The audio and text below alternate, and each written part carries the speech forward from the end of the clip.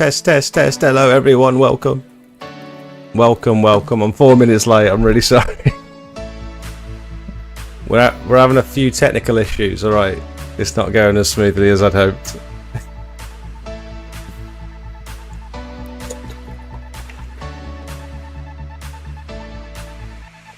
Hello, everyone. Welcome to the live stream. Monday night, Monday the 5th. Oh, Jamie, welcome. Matt, how you doing, mate? PM, Andy, Joseph. How's Joe? You alright, mate? Jamie, welcome. 4 minutes late, I know what's going on. Guys, you're gonna have to bear with me tonight. We're having some tech issues.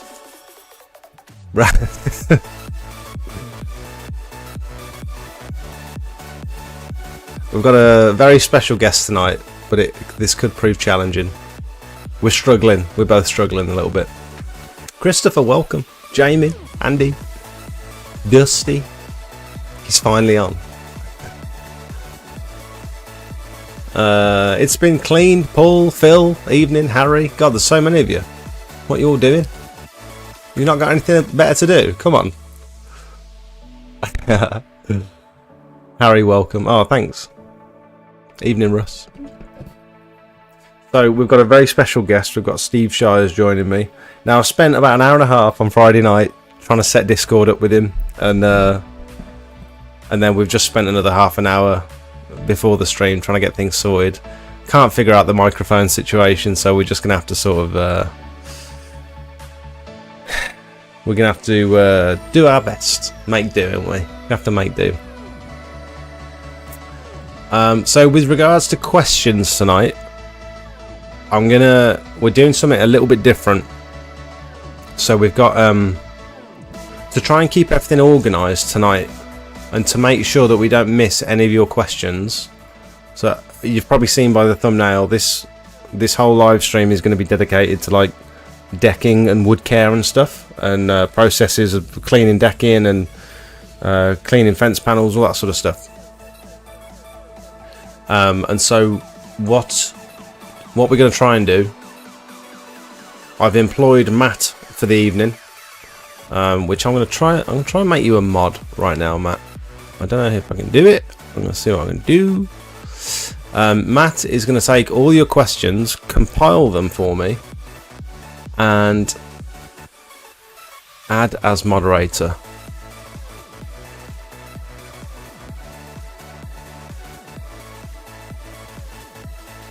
There we go. You're a moderator now, Matt. He's going to take all your questions related to what we're talking about. He's going to put them in a separate chat, and he's going to put them in order of who asked what. He's going to remove any sort of repeating questions, and it's just going to be much easier for me. I'm going to struggle, I think, while I'm talking to Steve, I'm going to struggle to read the chat. So if you've got questions, post them in the chat, and then Matt will make sure I see them. So I've got some questions that I want to ask. So once we sort of get once we get all that out of the way, we'll take some of your guys' questions as well. So welcome, everyone. Hit that like button. Make sure you do that as well. Yeah. I don't do this. This isn't like, I'm not a professional bloody interviewer, podcaster guy, but I'm just trying to have an interesting conversation with someone that I think is he's a bit of a expert in this field. So delete everything. Barkley, welcome. Matt deserves it more than everyone. Matt deserves to have a job more than everyone. He deserves the extra labour. Right. Should we bring him in? God, there's 40 of you here already. What are you doing? Bert, you right, mate? Right, should we see if Steve's about?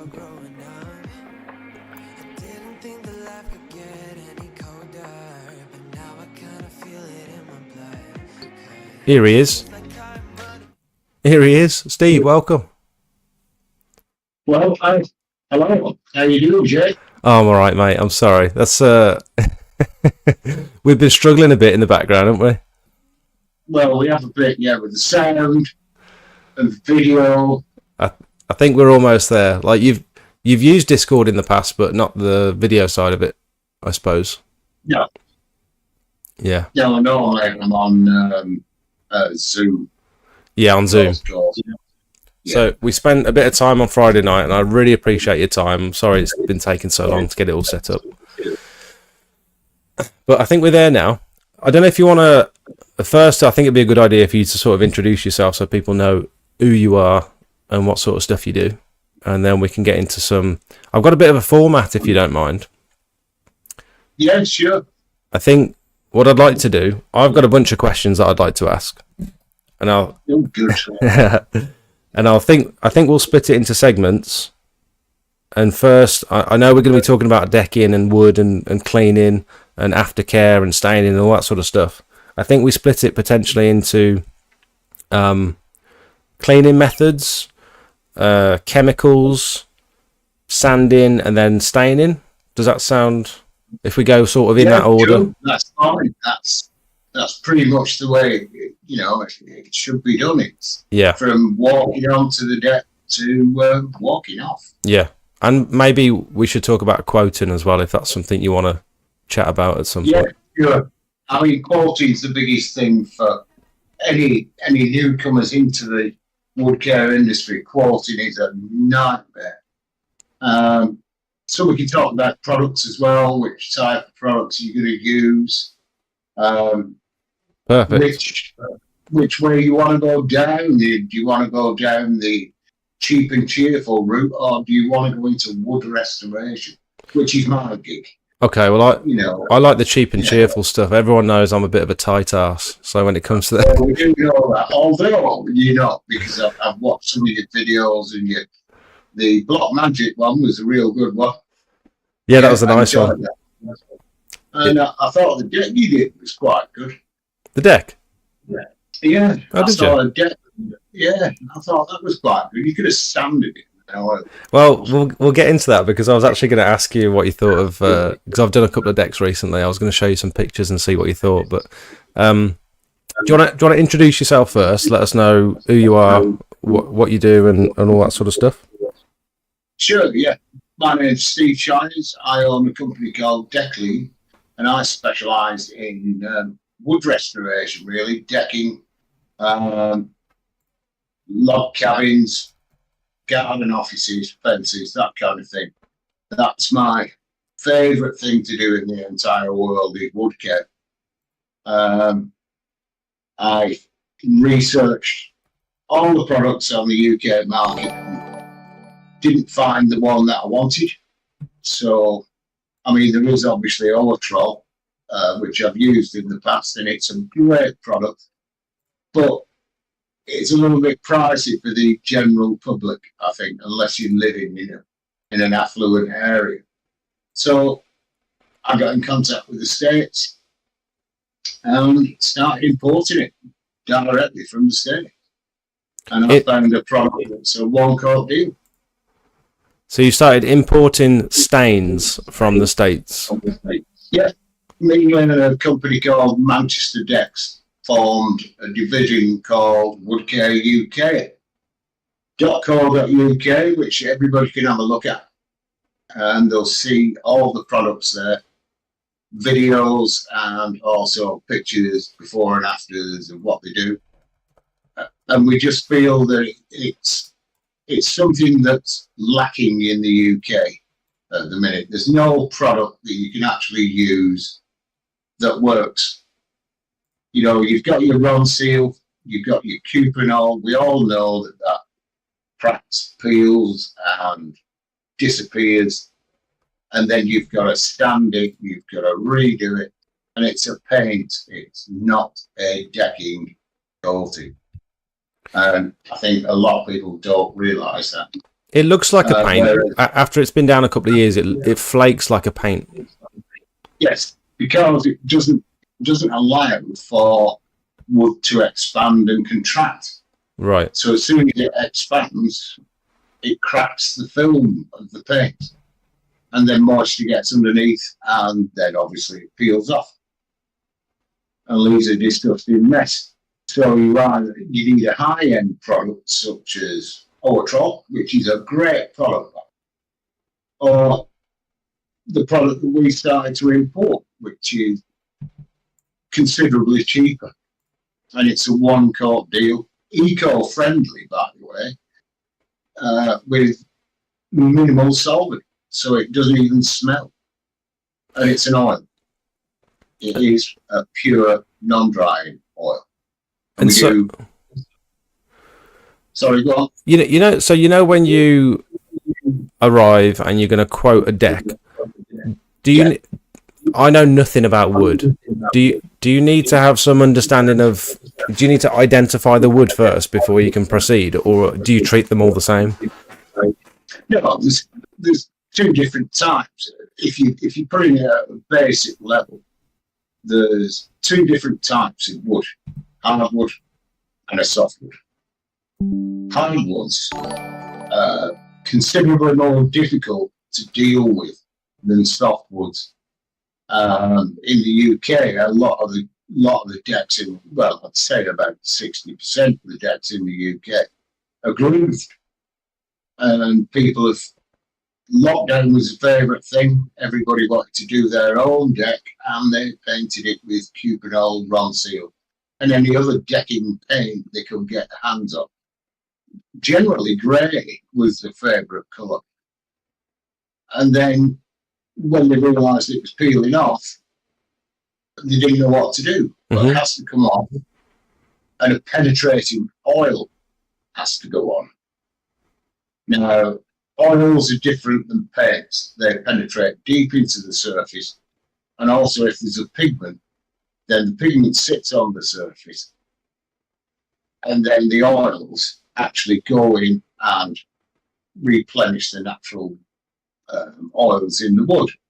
So the maintenance is a lot more simple, although the preparation is the initial preparation. A lot more in depth. Yeah, it's a lot more in depth than a general go on then, have a quick wash, wait for it to dry, and then oil it. And then paint it. But once you've done it once you've done it the first time, it should just be like a general maintenance after that. Exactly. So once you've done the initial prep, which we'll go into depth about, once you've done that initial prep, then it makes your life easier as a contractor going in for a repeat customer. And isn't that what it's all about? It's all about making the customer happy, and it's all about getting the best finish for the wood. The oils don't crack, they don't peel, they go into the wood, and then when the pigment starts to degrade, which is generally around about 18 months, hardwoods, you're not going to get 18 months out of a hardwood. You're going to have to do that yearly. Or if you're going into the realms of EPIC, maybe even twice a year. But once you learn how to look after a deck in general, then it's an easy process. Okay. You have to go into the full stand every time. You'll go into a light stand. It'll be a lighter experience for both you and the customer. So, but it's still not what the UK market is used to. I'm into wood restoration. I am not into giving decks a quick wash and then recoating with a paint. That is not wood restoration to me. So do you find that, selling a service like pressure washing alone can be difficult, especially for people that are just starting out? If you've got, if you've not got many reviews, if you've not got a massive portfolio to fall back on, just even selling a decking wash can be quite difficult. Do you find that it's more difficult to sell the full restoration, or do you think just because of your before and after pictures and stuff, people are happy to pay the additional? Do you find most of your customers come to you for just the wash initially, and then you find that you upsell them to the full restoration, or do they come to you for the full No, restoration? not at all. What they come to me because they've tried to do it themselves, or they've got somebody in who's, I mean, I have nothing against contractors going in if they don't know any better and quoting with the UK products that are available. People don't do research. As young starters starting out, they will go for the easiest thing on the market, which is your Ronseal, your Cuprinol, your Wicks, B&Q, anything that's easy. They'll go for that. And it's 2 coats, and yes, we're in and out, and we've got paid. If you're doing it as a profession, then it's an added string to your bow, so to speak, if you are offering wood restoration, which sets you apart from, to say it, but DIY. I see it time and time again. Gardeners, window cleaners, they all want to get in on the, we can go and we can paint this deck. I do not paint anything. Mm-hmm. I will go in there, I will wash a deck, I will brighten a deck, I will sand a deck, and then I'll apply an oil. So I'm restoring wood back to its natural beauty. Yeah. So you can actually see the grain, not obliterate it. Yeah. So it's not. It's an add-on to your business if you want to take it up professionally. It's not a DIY thing because of the amount of prep that's involved. You've got to buy the right kit. Yeah. You've got to buy the right products, and you can sell that.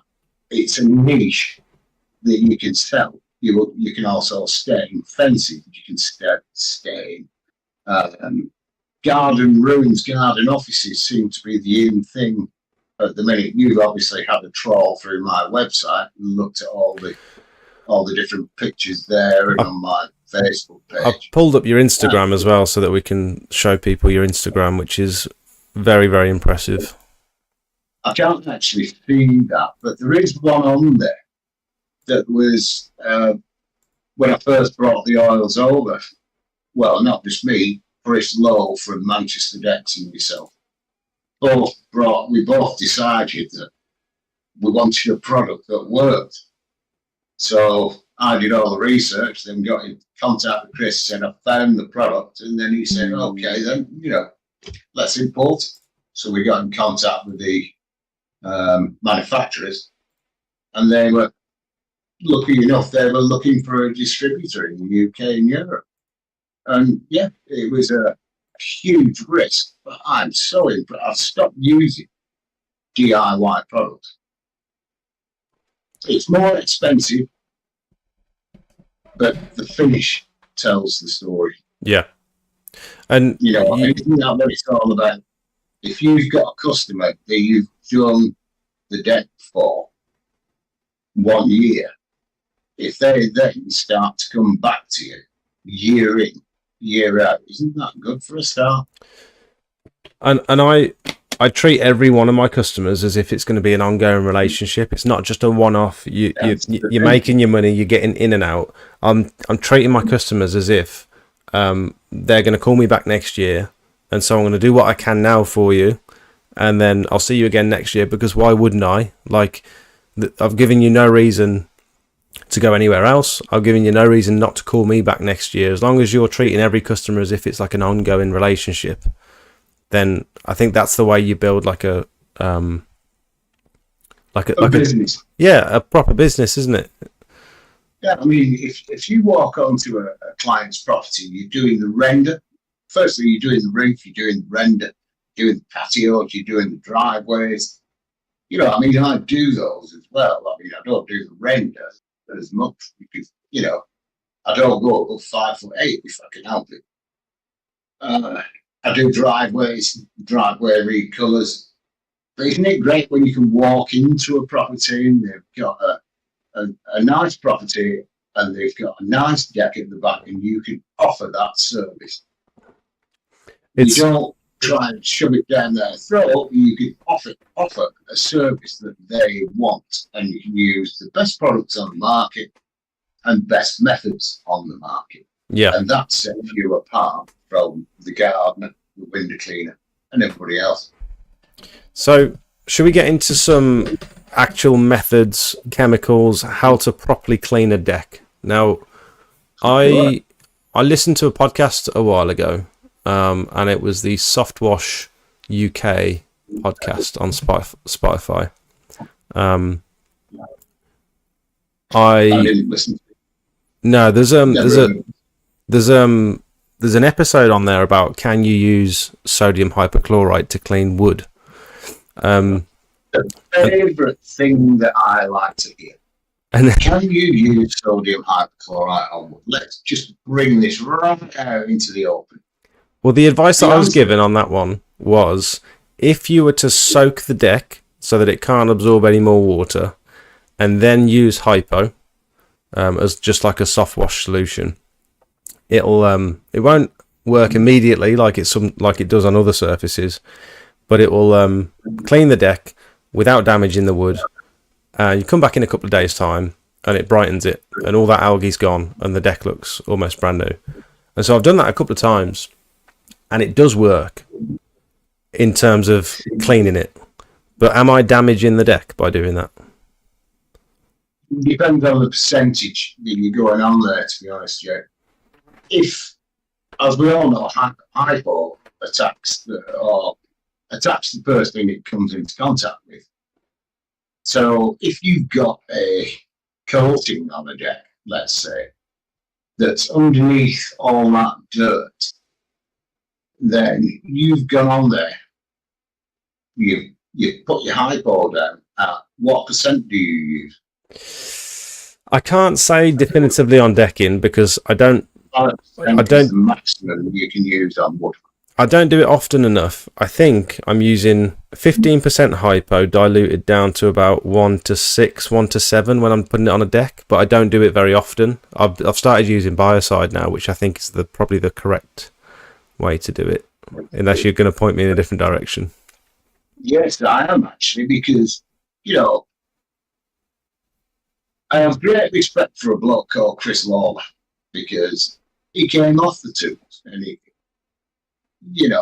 and I asked him, for years I asked him that I wanted a decking cleaner that cleans and brightens in one. So for those that don't know, Chris Lawler is Pure Seal. Yeah. He's got his lovers, he's got his haters and all that, but the guy knows his stuff. And I've known him a lot of years. And I asked him, I said, listen, mate, I want a decking cleaner. I want it to clean, I want it to brighten in one, because I don't like going on with that sodium metasilica, and then going on with oxalic acid afterwards. So I wanted an easy way out.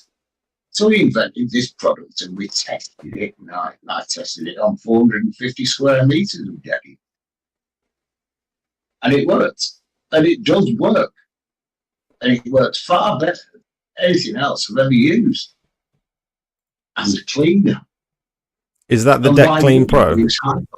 Deck Clean Pro, and guess who it's named after? Yeah, that's right. Yeah, Deck Clean Pro. So what? I was so happy when he did that, So what's different about? Everyone got it to ratios then. So he's put it in easy quantities now. 5 litre containers. 5 litres of part A, 5 litres of part B. Mix them both together, and you've got a cleaner from God. So what's different about what? How is Deck Clean Pro different to Biocide, for example? Is it totally different? Yes, it's totally different. It will give you instant results. It does actually have in it about 50. Right. So it's got about 50 in it, although not that much. I mean, I always, as soon as I've been on one today, if you've looked at my Instagram posts and my deck lead posts, you'll see the before and afters. And I only use Deck Lead Pro. Is that the one with the pergola above it? I cannot. Which one's the one with the pergola? Oh, that last one. The grey one that I did on Instagram. The winter one. The what one? I can't really see. I can't see your screen. You see. Yeah, don't worry. We'll find it in a bit. Not to worry.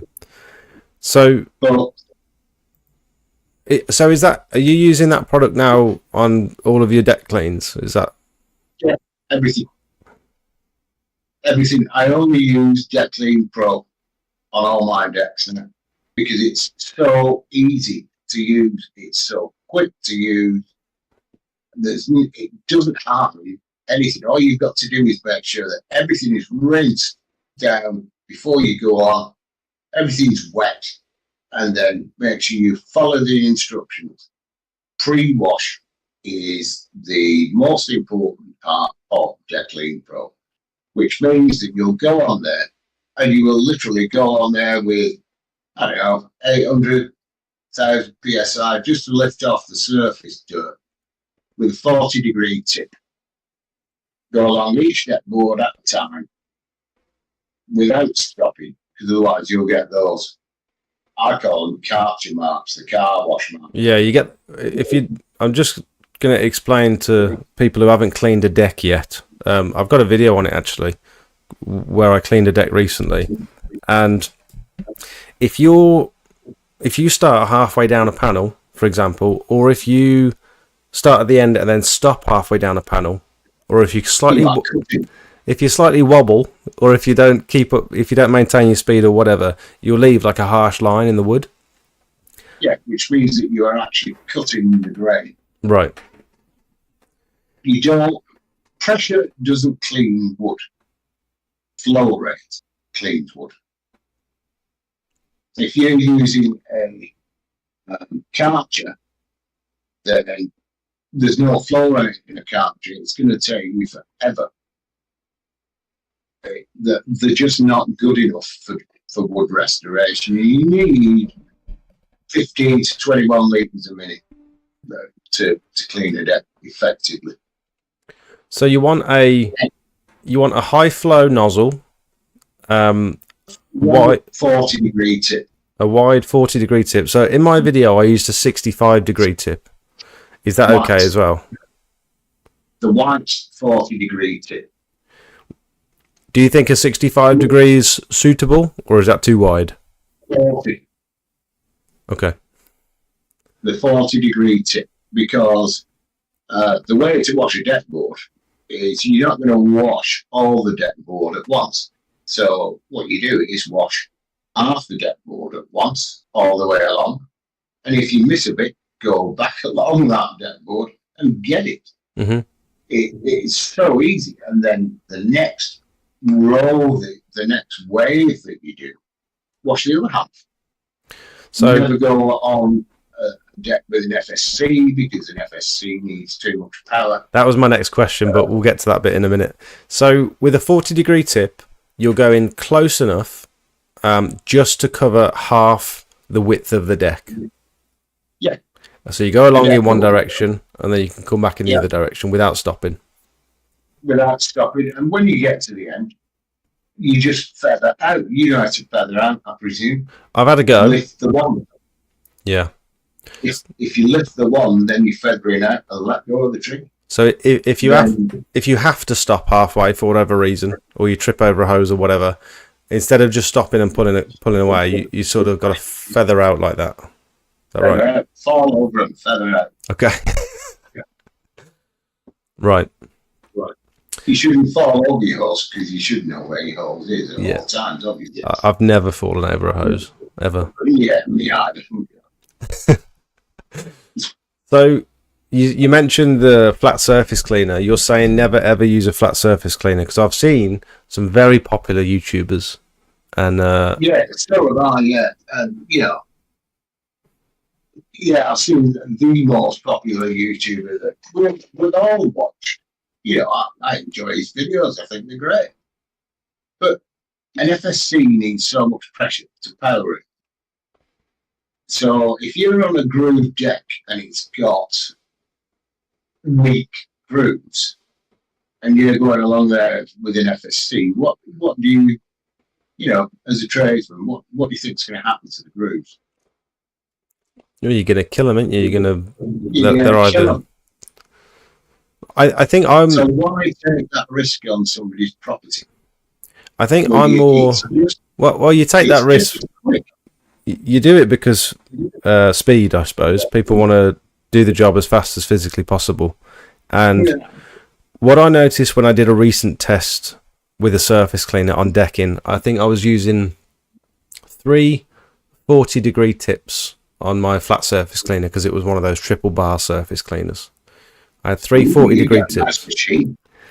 And I noticed when I was going with the grain or with the boards, it cleaned it and it was great. But as soon as I stopped at the end and then moved across and then came back down, I had 2 lines. And then thinking, I can probably turn the pressure up a bit and I'm going to try going in the other direction now. So I went against the boards sideways and it left tram lines, but it didn't leave tram lines in the other direction. So I don't really understand that. Because you were pulling on one side and you were pushing on one side. If you were pushing into a corner, then you're obviously going against the grain and pushing. But when you were going over to the other end, you were dragging. So you weren't pushing. Right. So, I mean, I have tried it. The thing with me is that over the years, I've tried FSCs because I wanted to do 4 deck boards at a time and thought it'd be a great idea. Until I saw the damage that can be done with the actual FSC. And it's a matter of 20 to 30 minutes that you're going to gain on a job. And I just don't think it's worth it if you want to go down a professional route of restoration. Yeah. I mean, I think 30 minutes. I can clean a 60 square meter deck in a couple of hours, and that's with the Deck Clean Pro and everything else. And it's great. But there's no point in using an FSC if you don't need to. FSCs are designed for one thing, and that's stone. Yeah. Not wood. When you leave those lines or marks or tram lines or whatever it is, if you've messed up, is that permanent damage? Well, it is unless you sand it. So you sand it and stain it, and you'd expect to see those lines disappear. No, you wouldn't expect they would disappear. Right. But then what you've always got to think about is that line that you've made is your standing aim. Because you've made that mistake. That is the finish that you've got to get on all of that deckboard. Right. Which then means that on all the other deckboard, you've got to get that same finish. And that's because, and I hate to say it, you didn't use the right tool for the job. Mm-hmm. I mean, chems are a huge thing. The actual method is a huge thing. Even from walking onto a deck to knowing if the deck boards are rotten. There's different ways that you can. I mean, I've been in the game a long time, so I can walk on a deck and then say, well, that's rotten, that's rotten, that's rotten. And I'll offer to replace the boards. I mean, Jack Barry, who has, I don't know what his company's called, A1 or Headens or Holdens or something. Howdens is the insurance, liability insurance. Yeah, he's really cool actually because he does offer a customised insurance policy, and I've got it that lets you take up deck boards. So if you could take a deck board up that's rotten and put a new one down, you've obviously got to match that deck board which is easy to do if you're using the right products, if you're using the right cleaners, the right brightness, and then you sand the deck, you're going to get the same look. This might be a very stupid question. Are all deck boards made out of the same type of wood? No, they are not. No. So you say it's easy. You say it's easy to match up. For someone who doesn't know anything about wood, is it genuinely that easy to match? Not if you're just starting out. I mean, a lot of people who are just starting out are going to come into contact with mostly 90% of the time grooved deck boards. You know, pine, you know, your redwoods. Is pine the sort of stuff you'd expect to see in Wicks and B&Q and? Yeah, that's the kind of stuff you're going to come into contact with, which are easy to match. If you come into a contact with a product called Southern Yellow Pine, or you go on to the harder end of the market, which is your cedar, Vallejo, the hardwoods, then you're into Ipe, Iroko. I mean, that's a whole different ballgame. That is, you've got to do it as a professional. You can't do it as an amateur. And identifying those different types of wood, is that just experience, or is there any way you can go to figure that out? You can go online, you can look at pictures. I do hours of research every single week, even at my age. I'm still doing research on different products, different woods that are used in decking, cladding. Always do your research. Do not just go onto a forum and say, what is this? Because 90% of the time, the people that are giving you the advice haven't got a clue what they're on about. We've got in this Discord chat, we've got a section called "Identify This," and it's because it's that. I mean, that is the first. That's the main bit. Is actually figuring out what it is that you're cleaning. Do you know what you should do? Easy way to do it. Go to a wood yard. Ask them if they've got any offcuts of hardwoods and softwoods. Yeah. Ask them what they are. Take them home. And then you've got your identification. Put a label on each one. Yeah. That's a good idea. The easiest thing to do is rather than look at a book, give a bit of effort going. Go down to a wood yard and look at their hardwoods, their softwoods, cedars, larch for cladding. Look at it. Ask them if you've got any offcuts. If not, buy a metre of it. Make yourself a little board, you know, that you can put coatings on. And then take it with the client to show the client. It's a lot of this is, and I have a great thing about this. A lot of it is laziness. People want other people to tell them what to do. And how to price stuff. I want to price it, how to do this and how to do that. And they don't want to make any kind of effort. Lads come on jobs with me and I show them in depth. I don't pay them because they're learning from me. But I show them every single thing that I know on how to look for this, that, and the other.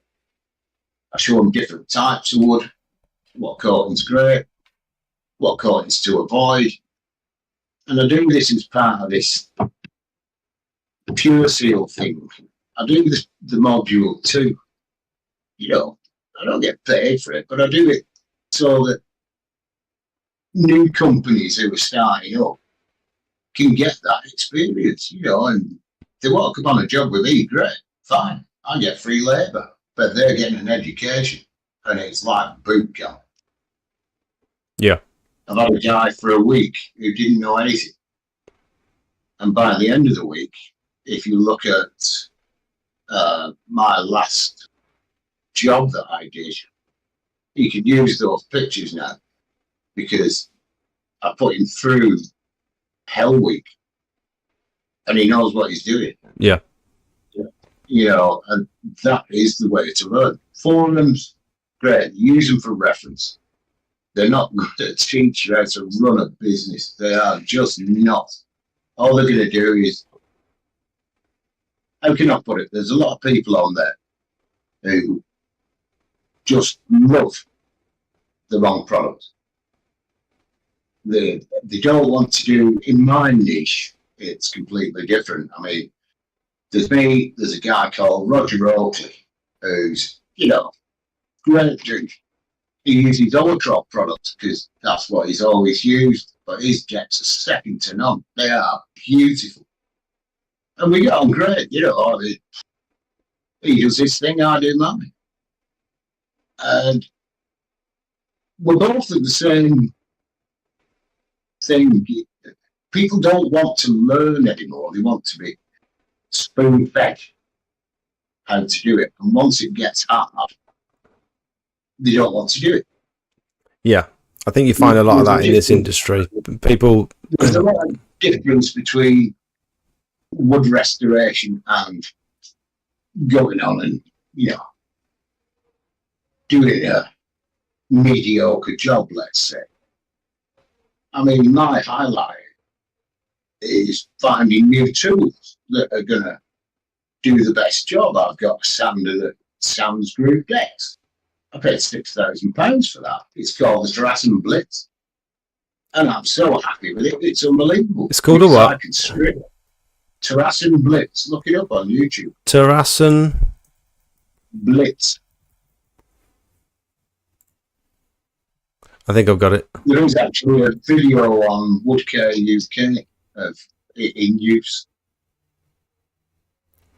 And so this is for grooved decks. It's got a cylinder on top, so it's sucking up. It's like a vacuum on top.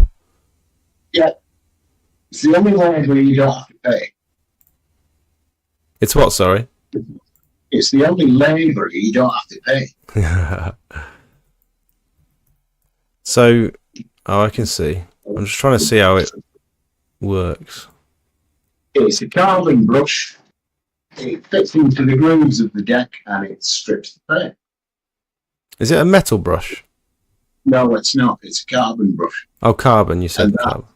Yeah, and that's the difference. If you use a metal brush on a deck, you will then get rust.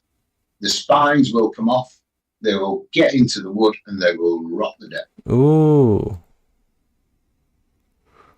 That looks, is it effective? Is it like a one pass thing and that's it, you're done? No, you might have to do 2 or 3 passes if it's, obviously, again, if you've pre-washed it, then as soon as it's dry, go back, use the sander, and it comes off. I mean, it's a sexy machine to use. I mean, you walk behind it, you can have a cup of tea, walk behind it, no effort. So I get a lot of comments saying that deck has been laid upside down. Is that a thing? The groove decks? Smooth decks are premium decks. Smooth decks is the way the deck should be laid. In the old days, there used to be stress lines, and then somebody had the bright idea that they would be anti-slip if they were groove side up, which is rubbish because all they do is collect all the crap. Well, you slip in one. You don't slip in one direction, but you still slip in the other. Yeah, you slip every direction once they get filled with lichen and muck. Whereas if you've got a flat side up, then it's easier to maintain. It's easier for the contractor to maintain. It's easier to sand.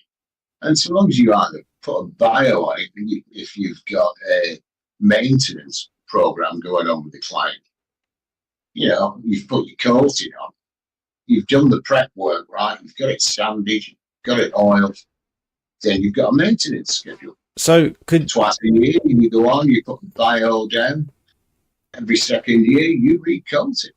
Because I suppose those grooves are probably encouraging growth, aren't they? Really? Because I mean, of course they are.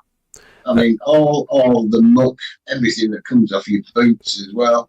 If you've got a flat deck, it's easier to maintain. Groove decks are rubbish, in my book. Can you? Absolute tosh. Would you still buy the same grooved deck but install it upside down, or do you have to buy, if you want a smooth deck, do you have to buy a different type of wood, or is it the same thing? You buy a groove board, turn it the other way. Right. Never anybody who's replacing boards, as part of your restoration, use stainless steel screws, for Christ's sake. Don't go with the cheap galvanized one. Go with stainless steel. They won't rot, they won't pop. If you put in that as part of your maintenance schedule, I've seen a deck will pop up, I'll pop a screw in there. Costs you next to nothing, but the client remembers that. Okay. So I'm sure you've got your preferences, but what are the options when it comes to putting chemical down? So you're saying don't use hypo because it's going to destroy the wood, pretty much? What I'm saying is you can use hypo if the deck is coated and there's no breaks in the coating. Right. You can use a maximum percent of hypo of 5%. If there's a barrier between the hypo and the wood. Coating, the hypo is going to attack the wood. So if you're going on there with a 15% hypo, it's going straight into the wood. It's going to bleach it. So when you put your paint back on, or whatever it is you're going to use, you're not going to cover it. You've got to use the right chem. So it'll bleach the wood and it'll kill the lignin in the wood. And I know there's me and there's the Wizard of Wood, who I have great respect for. He's fantastic. The guy is Mr. Woodcare in the US. But he had a huge argument about bleach years and years ago. If used correctly, yes, you can use it. But as we all know, people don't use it correctly. So they'll go on there with a stronger percentage, and then it will bleach out all the colour in the wood, all the natural colours. And you can't get that back. That's permanent damage. It's permanent damage. So why don't you just use the right chemical? Well, people want instant results, and you've seen them videos. I mean, I've done the video of cleaning my shed with hypo, just spraying hypo on, and you literally see the instant colour change, and it looks like old wood just turning into brand new wood. No. Look that up when you get a minute. And he says that's not hypo. So that's you get the same results, Jake, with Deck Clean Pro. Yeah. Okay. So as an option, we've got Deck Clean Pro, which is potentially more at the higher end of the market and more of a professional product, slightly more expensive. Would you say? Not for what it does. It cleans and brightens in one. Okay. So I don't think it's expensive. Then if you know what you're doing, if you're doing this for a profession, then you've got other chemicals that you can use. But for obvious reasons, I'm not going to mention the chemicals because the world in its mother will go out and buy some and start messing about with professional chemicals, and which is, it's open to like people getting hurt. So, okay. So, but generally, the Deck Clean Pro from Pure Seal, I use back. It's probably the best on the market. Netrol is another good product to use. What did you say? You've either got Prep Deck and Netrol. Netrol? Yeah, but you're going to use Prep Deck first. From Ultrol, now that is high end. And then you've got to neutralise the Prep Deck with Netrol. Okay. Okay, and that's available from Ultrol UK. Now, if you use Deck Clean Pro, it's a lot less, but you're still getting the instant results that you want. Yeah, this looks like the same as, well, similar to what you get with Hypo. You get that old grey wood, and you spray the stuff on, and it literally just turns it sort of orangey, like a nice colour again. Well, the orangey bit, to be honest, is the natural colour of the wood. Yeah. You know, I mean, if you're getting a pine and it's got some nice oranges and yellows in, then that's what you're going to get back. I mean, southern yellow pine, which is probably one of the toughest softwood you'll ever come across, and you'll know it because it's got stainless steel screws all the way through it that they have to use to lay it. You can't use galvanizing on southern yellow pine; it'll just eat them up and throw them out. And then you know you're on a high-end deck. Now, once you've cleaned that, you'll know the difference between DIY decks and high-end deck.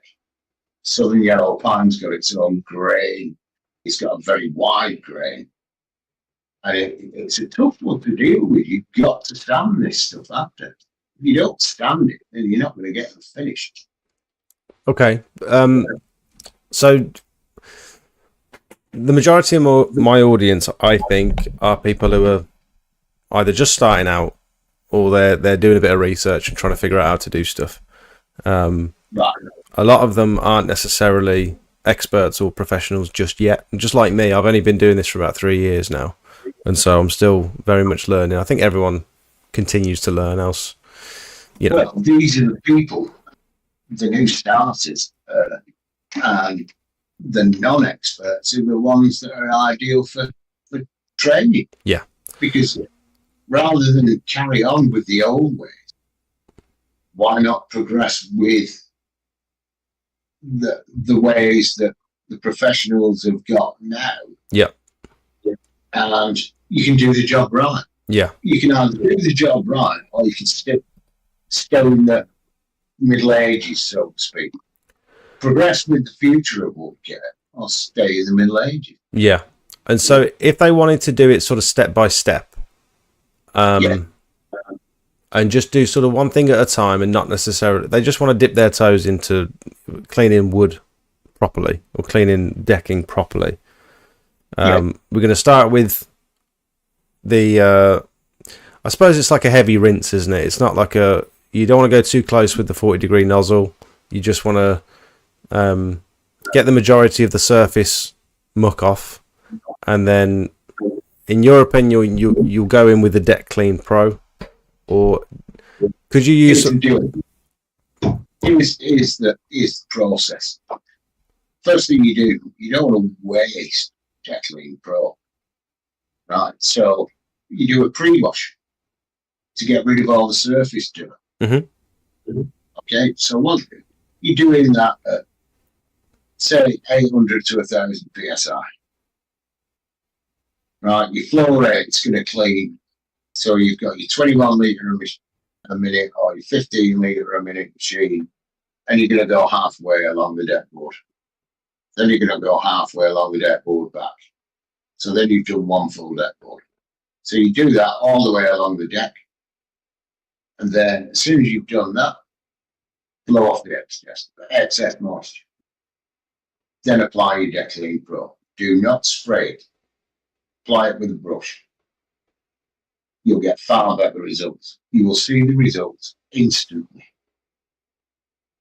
Now, as long as you follow those two preparation methods, you're going to get great results. Okay, because I think most people, they're disappointed when they first clean decking, like I was, because one, it takes a hell of a lot longer than you expect it to. If you price it the same as the way you're going to price a driveway or a patio, if you come from driveway and patio cleaning, like I did, and then you quote your first deck, I'd say it potentially, I mean, there's less cleanup, so arguably it doesn't take as long, the whole process, but to initially actually wash the surface, for me, it takes a hell of a lot longer than it does most other surfaces. And then once you've cleaned it, it still looks crap at the end of it. So it still looks green. There's still dark marks everywhere. And so it's quite a disappointing process if you're going into it thinking you can clean it with just water. Would you say chemicals are an absolute must when it comes to cleaning decking? Yeah, an absolute must. You can't clean wood without chemical. And you do conventional pressure washing as well. I've seen you've done you did a pattern imprinted concrete clean recently, didn't you? And you've resealed it and stuff. Yeah, I did one today. It was a nightmare. Absolutely, I lost calories on that job. And I got dirty. I did. It was like 60 square meters, and it was a nightmare to do the patio. But this morning was really nice because I had a southern yellow pine deck to do, and it was green and nasty. And by the time I'd left it, which was probably 2 hours after, then it's going to be ready for sanding. So if you were to place, if you were to have two areas of exactly the same size, say you had like an Indian sandstone patio or something, 50 square meters, and then you had a decking that's 50 square meters, would you charge more to wash the deck than you would to wash the Indian sandstone? Yeah, because I don't really do just deck cleaning. Why clean a deck and not oil it after? Because you're actually, when you've cleaned it, then obviously they've not looked after it, so there's no oil left in the wood. So if someone asks you just to clean it, you'll generally say, we'll try and upsell them, or would say, I'm not just going to clean it because it's not going to look good. Yeah, that's generally what I tell them. Well, I do tell them, yeah, I'm not here just to clean your deck, no, because then when the deck rots, they'll say, oh, well, must be the cleaning. No, it's because you've not preserved the wood. What you're doing when you're cleaning the wood is you're preparing to get a seal into it. You can't just clean a deck and leave it. That's half the ball game. That's not wood restoration. That's what you have to get out of this. New guys who are starting up, you have to get out of this mindset that decking cleaning is the way to go. It's great, What are you going to do when you come across one that's painted grey? Are you just going to clean that and leave it in that mess? Or are you going to restore it back to its original state? You've already cleaned the patio, no doubt. You've already cleaned the render, no doubt. Why not? And you've done a great job. Why not make the client 100% happy and do the entire property? Okay. So we've cleaned the deck. We've not caused any damage. Is it imperative that you sand it every time before you apply any sort of coating or oil? You've got to sand it, else you can't wash it, biocide it, or deck clean it and then stain it. You've got to sand it every time. Sand it. Why not? Because you are going to inevitably go too close. You are inevitably going to get a few splinters. And if you want to seal that in and get a poor finish, great. If you want to seal it in and get a professional finish, sand it. So if you cause those marks and streaks and then you were to stain it, you'll highlight them. You'll still see them. You will see them. Another thing. The oils I use from the expert professional wood care range, which is quick plug, Wood Care UK. I'm gonna have a look. Which is woodcareuk.co.uk. Have a look at their website. I've got it. A lot of decks there. Yeah, I pulled it up. And so another question I was going to ask. We have a video on YouTube, actually. Say that again. We have a video on YouTube. Oh, do you? Just the one. It's a minute long, and it will show you exactly how before and after's work. Another question I was going to ask is, how long do you have to wait? Once you've applied a product like Deck Clean or a biocide, can you then sand and stain it straight away, or are you trapping biocide into the wood? Or I don't really understand how all that works when it comes to chemicals. Simple answer to this question is, can you sand wet wood? No. There you go. So what you need is a moisture content of, you can go 14, 16%. Everybody should have a moisture meter. It costs 20 quid. Easiest way to look if you're looking at the deck, look at the screw holes. If they're still wet, the deck's still wet. Okay. So it's like sealing a patio or a drive. The moisture content's got to be correct. Exactly what it's like. Okay.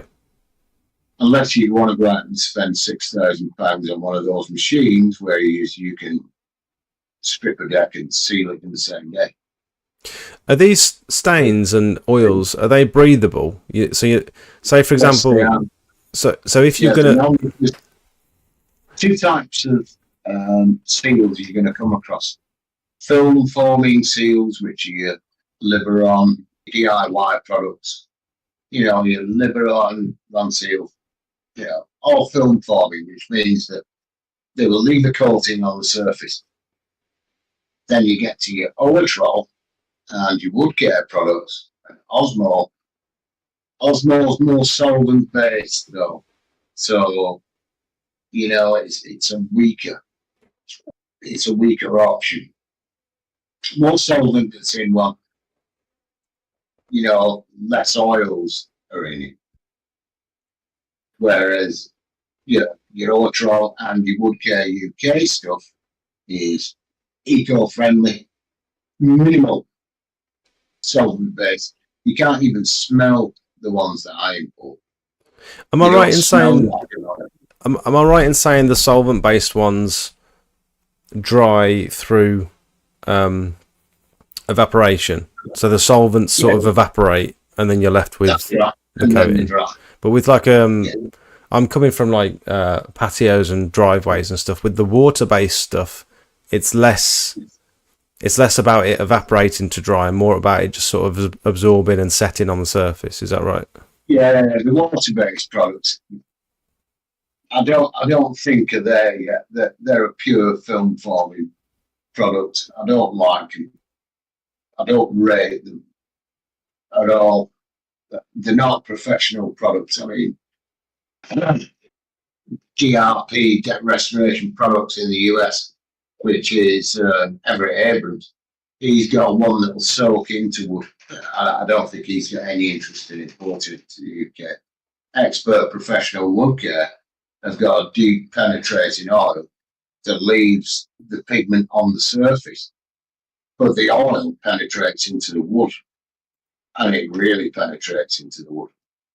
So that at the end of your 18-month cycle, when you come into Rico, then you've still got the oils in the wood. All you're really doing is you're replenishing the oil, and leaving more pigment on the surface.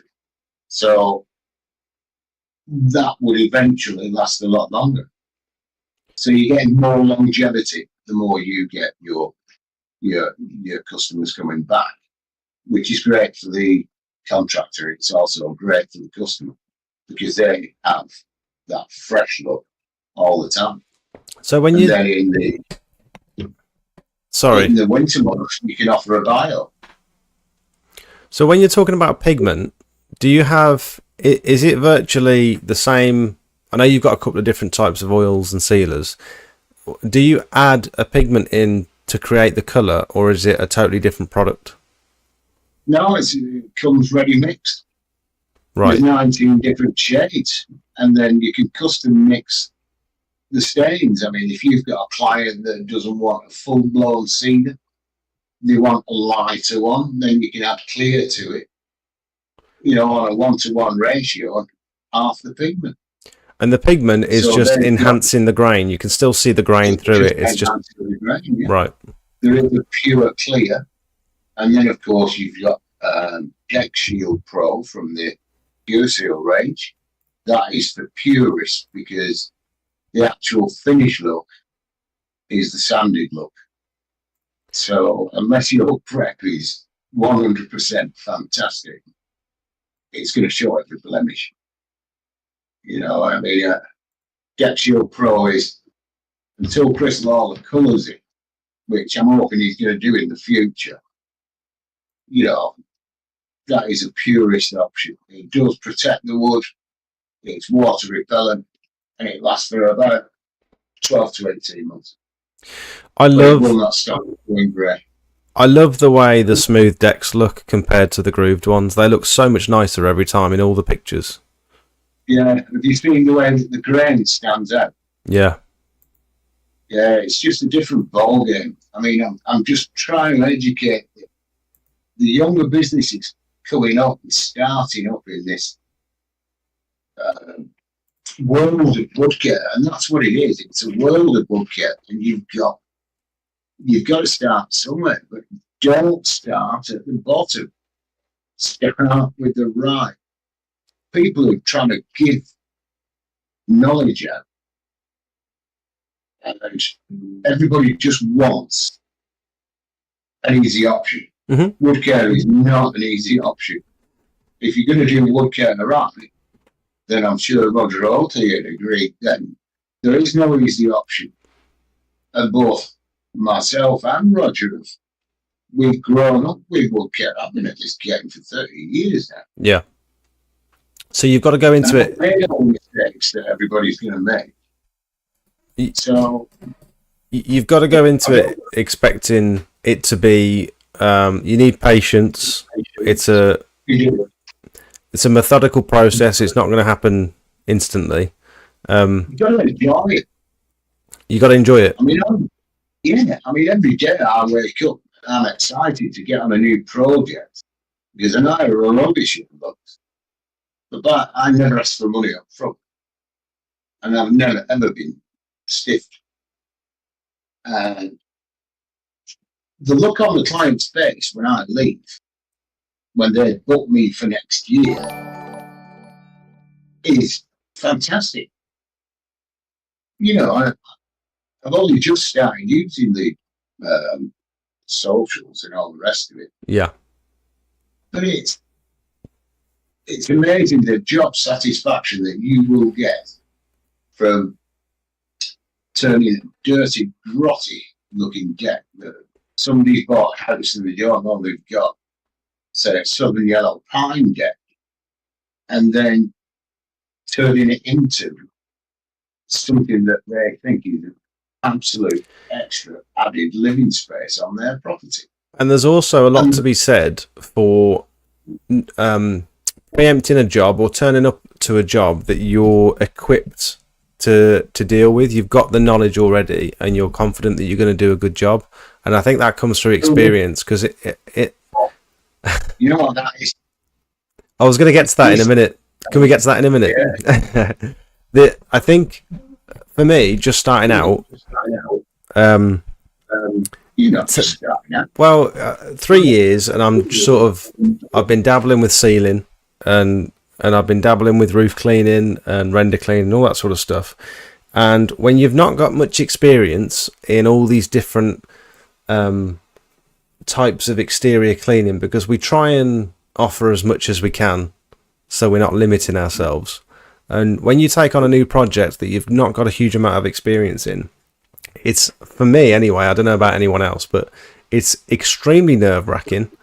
I'm checking weeks before that the materials that I want are still available before I order them, you know, because what I'm trying to do now is take deposits from the customer before I order £600 worth of materials. I want that sort of money up front because I don't want that coming out of my own pocket, you know. But should your business not be able to pay for that, though? Say that again. Your business should be able to pay for that. It can. It absolutely can. I just I've been in the position before where I think I bought about 200 quid's worth of sealer, and then the customer said they didn't need it doing anymore. They just want the clean. They don't want the seal anymore. And I'd already paid for the product, and they hadn't given me a deposit, and there was nothing I could do. And to go through the effort of having to book a courier to send these products back to Pure Seal, it was pointless. And so I just hung on to it, and I took a 200 quid loss. Now, to someone that's been going for 4 or 5 years, 200 quid, it might not be a dent, and it might be something It's a lot of money. It's a lot of money. Yeah. Well, winter ink sat on the shelf. It's a lot of money. Yeah. I understand where you're coming from in that, but at the same time, it depends. When you sign them up, I mean, you have to know your customer, really. When you get there, you have to spend time with the customer, find out what they actually want. You get a feel for the customer, and you can generally spot it. You can generally spot the ones that are, they're just fishing for prices. Yeah. I mean, I tell them my rates before I get in the car. That's a good idea, because you get that a lot with. No surprises. It's a flat rate for me that I've worked out over years and years and years, and it works for me because it covers all my materials, all my costs, and it still pays me a wage. You get it a lot with roof cleaning, where people don't necessarily understand how hard roof cleaning is, and they think it. I went to have a look at one of those. Sorry to interrupt. I went once because I thought, roof cleaning, 1,500 quid a roof. That sounds fantastic. Yeah. And then I went with Matt Dodd from True Clean Plus, and I went on a job with him just to have a look. And I looked at the amount of mess and effort and cleanup that there was, and then promptly decided that I would never ever go near a roof. Yeah. At all in my entire life, because nobody does realise the amount of effort that you must do when you get on that scaffold. Yeah, and people think, even if you're doing it off the scaffold, no. People think that it's a similar price to having your driveway done, because it's the same sort of area. It's just you've got to get a scaffold, so it's going to be a bit more expensive, but not that much more expensive. And they don't understand.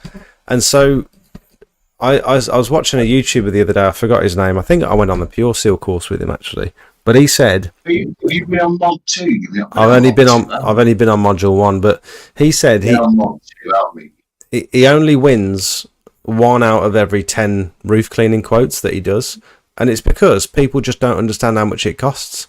And so if you've got a flat rate like that, like with any sealing job now, especially if they're outside of town, I'm going to tell them a rough estimate based on their square meterage, because I know for a fact if I take the time to drive out there, explain the process, walk around with the customer, and then drop my price on them that they weren't expecting, because they think, oh, sealer, you only spray a bit of sealer down and that's job done. They don't understand, 1, how much the material costs, 2, how much it's going to cost in labour, and the extra prep work that it takes to seal a drive properly. And do you know what I tell them? I show them the price of my materials. Okay. And I said, look, this is how much the cleaning costs, this is how much my materials are, this is how much I want for the job. It's good to break it down like that, I think. Do you want it? This is at the quote stage. Yeah. This is when I'm chatting to them. I'm up front with, I don't make a profit on the materials. I mean, why? That's just being a bit too greedy, getting paid to do a job. You say that. Yeah. You say that. I think it was actually Chris Lawler that said this to me, or someone on the Pure Seal course. It was, you should be doing some sort of admin fee or management fee for ordering those materials, and it should be generally, the industry standard is about 10% that you should be making on your materials. Yeah, you have that on your delivery charge on, of course. Yeah. And, your cost to get it to you, because you can't swallow the delivery cost. Also, the time it takes to look into the product. Hey, well, Yeah. and then if you know, I'm always up front like that, and I find that clients love that. Yep. And then they're saying to you, "Well, you cost a lot," and I'm saying, Yep. "Yeah, I do." But then I'm the one that's been on all the courses. I'm the one that's got all the kit. And if you think you can do any better, away you go. Well, it instills a bit of trust when you show them your materials costs. That shows that you're being transparent. Then I suppose. You've always got to be transparent with your client. And I think it's also important to note, and someone popped it on their Facebook page the other day, that not every customer is your customer. Not every job. No, you shouldn't take on every job that comes your way, regardless of whether the customer will pay you or not. No, that's right, because I've refused a few. You know, where the customer's telling me how I'm going to do the job. Yep. And I just say, well, you know, to be completely honest with you, I don't think I'm the contractor that you need. And then they're saying, you know, well, I'll pay you in installments, or I'll do this, and I'm just like, no. And this is after I've already told them my rate for going down there anyway. But you do get to learn as you progress that type of customer. Yeah, and also you'll get competitors ringing you, asking you. But if you've got a flat rate, you're not going to argue with that. Yeah. If they go with, say they pinch your pictures, this is another outbound. If they steal your pictures and they go on to a job, this is what I can do for you. And they can't provide those results, they're not going to get paid. Yeah. I think they're just not. I think it's very easy when you're just starting out to take every single job that comes your way, because 1, you want the money, 2, you want the experience, 3, you want the before and after pictures. But yeah, just reading the customer, I think, is very, very important. And also, once you've given your price, I've been a victim of this quite a few times myself, because I'm quite a nice guy. I like to think I'm a nice guy. You get to the job after agreeing the price. You've got your quote written down. You both know what, you know, you've walked the customer around. You've asked them this, and this. So this is what you want. Yep, you've agreed everything. And then on the day of cleaning or sealing or whatever, they start adding bits on. While you're here, can you just do that? Or while you're here, would you mind doing that? So you've got to be really careful about that, I think. Do you get that often with decking? I do, yeah. You know what I say? That'll be extra. Yeah. I'm here to do the deck. I'm not here to do your table and 8 chairs that's going to take another 1.5 gallons of oil and another 3/4 of a day to do. They think it's quick, don't they? Yeah, I know I'm here, but if you want me to do that, then it's 35 quid a chair to clean. Yeah. You know, and no, I'm the same as I won't personally move pots, anything out of the work area. I mean, that job has to be clear before I get there. I'm not paid to shift pots. I am there to do a job. What about if it's a old dear that lives on her own? Then she's got a son. She's got, I don't know, she's got cousins. Anybody, I don't really, you know, it's not my. If they want me to do it, then they can pay me my day rate. I'll quite happily do a day rate and go and shift their pots. But I'll add it onto the bill. Yeah. The easiest thing when you first start, you know, talking about old dears, is people. Normally, I do like for either an old veteran or there's one lady. When I first started out, she looks after. She spends all the pension on rescue dogs, right? And there's no way in this entire earth that I'll ever charge that woman for doing her job, because she sat me down for 2.5 hours and explained to me how poor she was. And by the end of it, 2.5 hours, I said, you know what, love? I'm going to do your job for free. Just just to get away from. Just to shut you up. And I did. You know what? And she's a really close friend now. And do you not think that was a still shut up. tactic? You don't think that was a tactic? Because I get that a lot. You know, I get. No, you only pick one, but you can spot them, and you know Okay. that they're having a bit of fun with it. Yeah. And she saved up and she's paid me to do the job, and then at the end of it, I've looked at all these jobs, gone round the front, and shoved the envelope through a letterbox.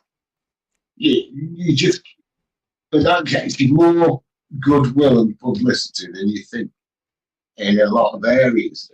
Well, most people are filming that and putting it on Facebook and saying, "Look at this lovely thing I've just done. Everyone, give me credit." No, you just do one or two here that you've just got keeps you real. You know what I mean? Yeah. It's like somebody went and did. Was it you that went and did a garden or something?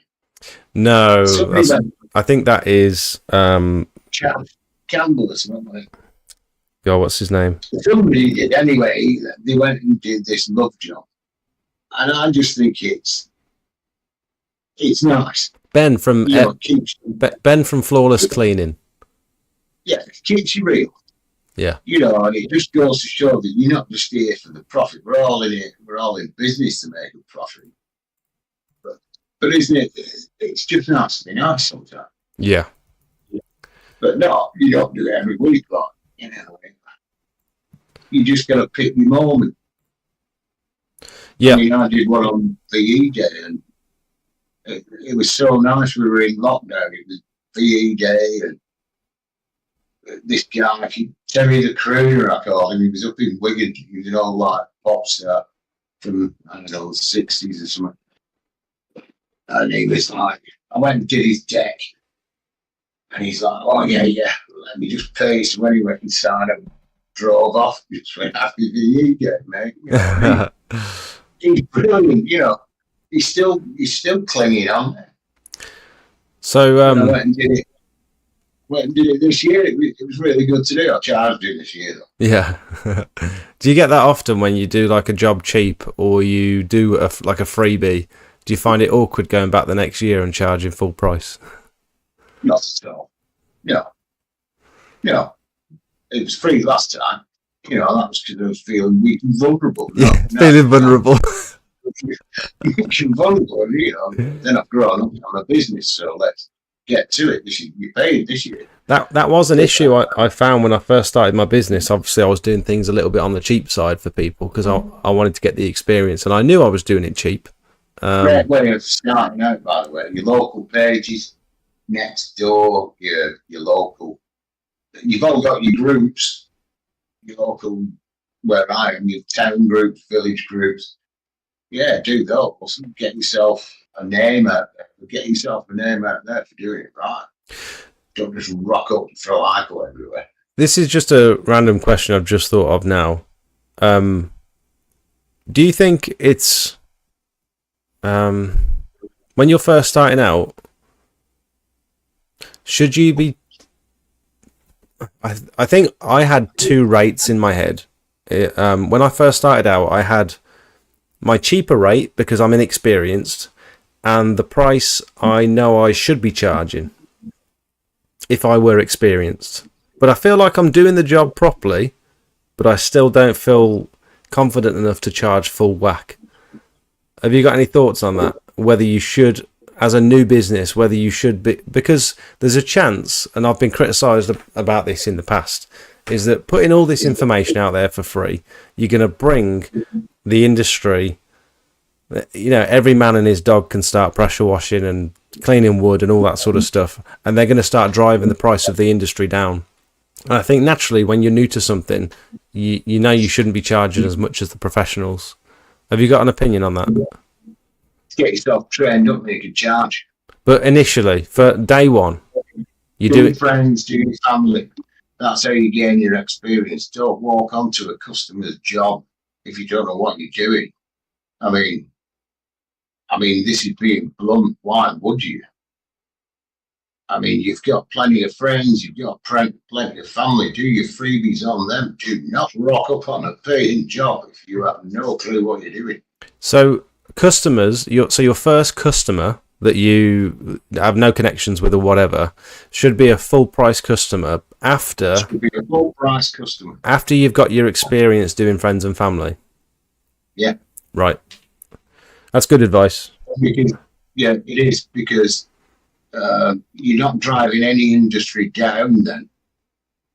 You've got your experience from your friends and your family, and obviously you've done your research. You know, research is key. You've got to do anybody who sits there on the backside and isn't prepared to put in the effort shouldn't be in business. Well, they won't be for very long, will they? I suppose. They won't be for very long. You can go out and buy a brand new GX390. But if you're expecting that phone to ring in the first 6 months, no.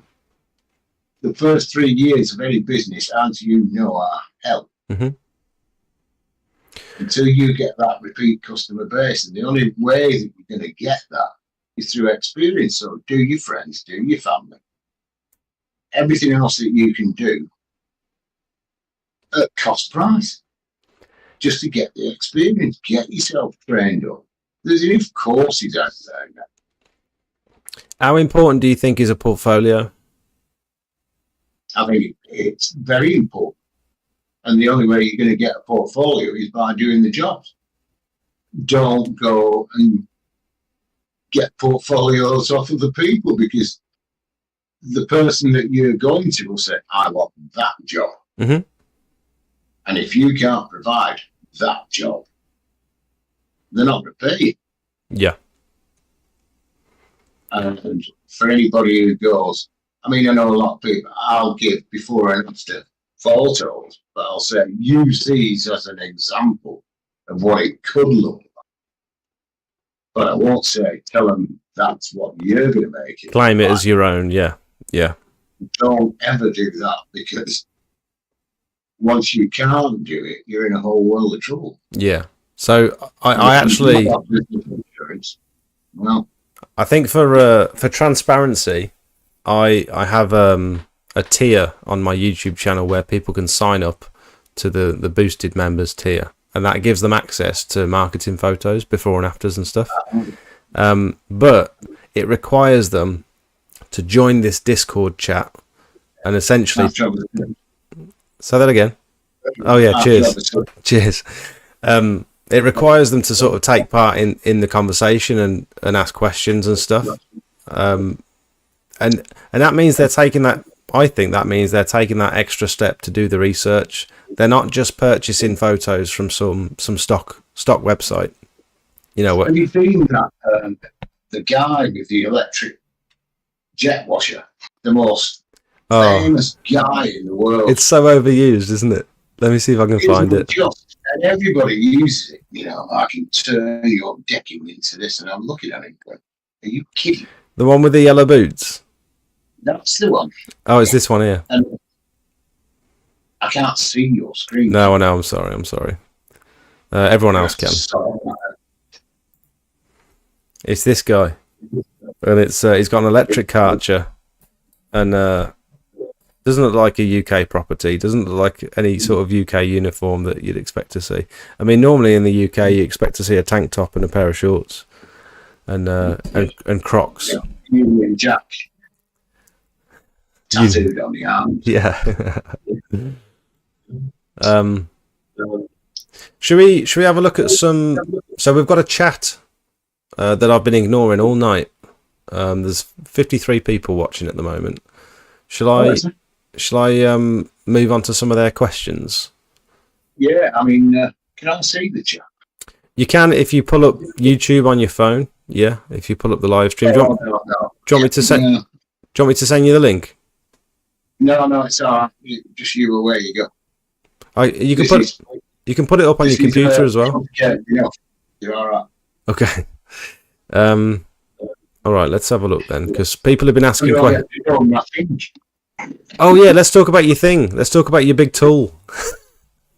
The little tool, gentlemen, ladies, gentlemen, letterboxes, wherever you are. This is a Mercury Duros. Two, this is the only sander you will ever need for a deck. Unless it's grooved. It weighs, unless it's grooved, then you're going to need something Paul Driver. He does a cheap version. This weighs a kilo. It attaches to a vacuum. Henry Hoover is your best way to start. And it's more powerful than any sander that you can imagine. It costs £500, but it's the best sander you'll ever buy. So if you're serious about wood care, get one of those. And the other, that's you, Mr. Smoke. That's it. the other vacuum, the other sander. Would you say there's quite a big barrier to entry, quite a high barrier to entry to be able to do this job properly? Pay for itself in 2 months. Okay. And would you? Don't forget, you can remove one seal in one hit or cuprinol in one hit. You've not got to wet the deck. You can use that sander. And you can use it on flat boards, hard boards. You can get in and out in a day, but you need that capital to get it. And you've got to have the work to get it. And with pressure washing, it's kind of realistic, and it's kind of the expectation that you start off small with basic equipment and you gradually work your way up. Can you do that with deck restoration, or do you sort of have to go all in? What I would say is, I started off with I think it was a 12 litre a minute thing, but it was just it takes you a lot longer because of the flow rate that cleans the wood. It's not the pressure that cleans the wood. As soon as I switched up to a 15 litre a minute and then switched up to a 21 litre a minute, 21 litres is an optimal flow rate. Kind of like the industry standard, really, isn't it? It's 15. Most people upgrade to a 21 at some point. I mean, the Lonkin, I use a Lonkin skid mount with, I've got 100 metres of pipe because I hate electric start, because I hate pulling that cord, and I hate getting the washer out of the van. So, I'm running out of the back of the van and I've got enough holes. 40, 60 metres is good enough. But then there's loads of people out there doing the holes. He's cheap now. Raymond Coates is a good guy to get holes off. I've got 100 metres off him, and it's fantastic. The blue holes. Who's that? Raymond Coates, he's called.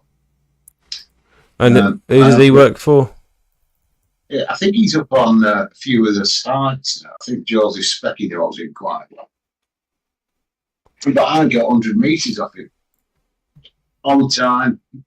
It's got the Timu things in it, the Tima, yeah. It's got those. Do you have a buffer tank in your van? No, I use a wheelie bin. Say that again. I use a wheelie bin. You got a wheelie bin? Yeah, and I've had one ever since I started.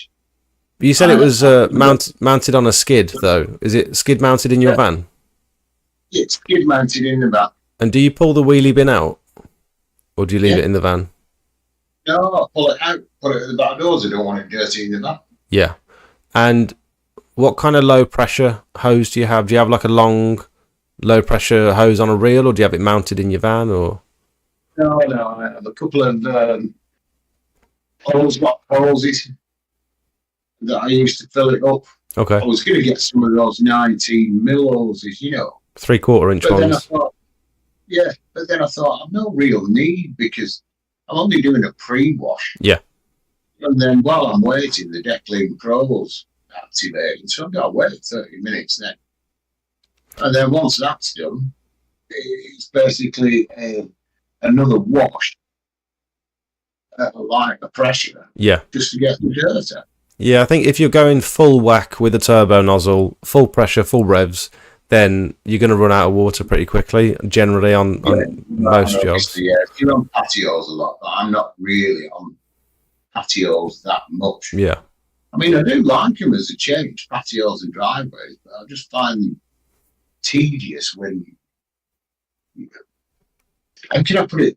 The job satisfaction when you've done a patio isn't the same as when you've restored a deck from something that the client thinks is, you can't rescue that. And then the next meeting, they're sat on it going, wow. I wonder if it's a similar feeling to. I've done a couple of repointing jobs where I've ground out all the joints of the patio because they're old and knackered and there's weeds coming up through. A couple of them I can give you if you want. Yeah, I'll be down to take them. But the slabs are black, and you totally restore the colour of the slabs. You grind out all the pointing, and brush in the new jointing compound or whatever, and it looks brand new, like better than the day it was laid. And I guess it's a similar feeling with restoring a deck. Yeah, I mean, there is, but I mean, there's a lot more. You're up close and personal. I mean, you've got to love wood care for a start. You've got to have a passion for the job. Yeah. And you've got to be prepared to put the effort in. I mean, I had a guy with me, he came with me for a week last week, and he was one of these approved applicators. Like I said, he went through hell week, but this guy, I mean, he stuck it out. And at the end of it, it was automatic for him to get out of the van. He knew what kit he wanted. He knew how to set it up. And he knew what he was doing. And he'll go forwards because he's got the basics, and now it's up to him how far he wants to take it. I do is I give him a base. Yeah. And then it's all about the effort that they've made an effort, obviously, because they've been on a course, they've met me, they know what I'm like. I'm not a teacher, I'm not a natural teacher, and I'm not a natural speaker, but when I'm on that job, I know exactly what I'm doing. I think you do. I think you're a good teacher. Based on, I mean, we've never met before, but based on this conversation, I think I can see you being a good teacher. There's some lads that I mean, I get on great with the majority of people. It's fantastic. They've got to have a passion, and they've got to put the effort in to do the research. Else they're sort of wasting your time, aren't they? Well, yeah, and there's a queue of people behind you who are saying, Steve, can you help me out here? Yeah. You do get to spot them. Okay, let's take some of these questions. So, here we go. Blue Rock says, I've just laid a deck. It's treated as it would be from the supplier. What would you recommend as a first treatment? It's still very wet. When you say how new is the deck, it's just been laid, I would leave the deck to weather for a while, to be honest. They normally, when the decks are first laid, they normally come with a thing called mill glaze on the surface, unless they've been stored outside. The easiest way to tell if it's got a mill glaze, which is a waxy type coating from the actual treatments that have been used, is do a water test. If water soaks into the wood, then you can get a seal in there, you can get a stain in there. But you would treat it a little differently than you would an aged deck, which is you would still give it a clean and a very, very light sand. Very light sand. I mean, literally with one of these things, I used 40 grit on these things, Abranet. I've just waved it across the surface. So even if it's a brand new deck, you'd still give it a light sand? Yeah, just to open the pores of the wood to accept the oils.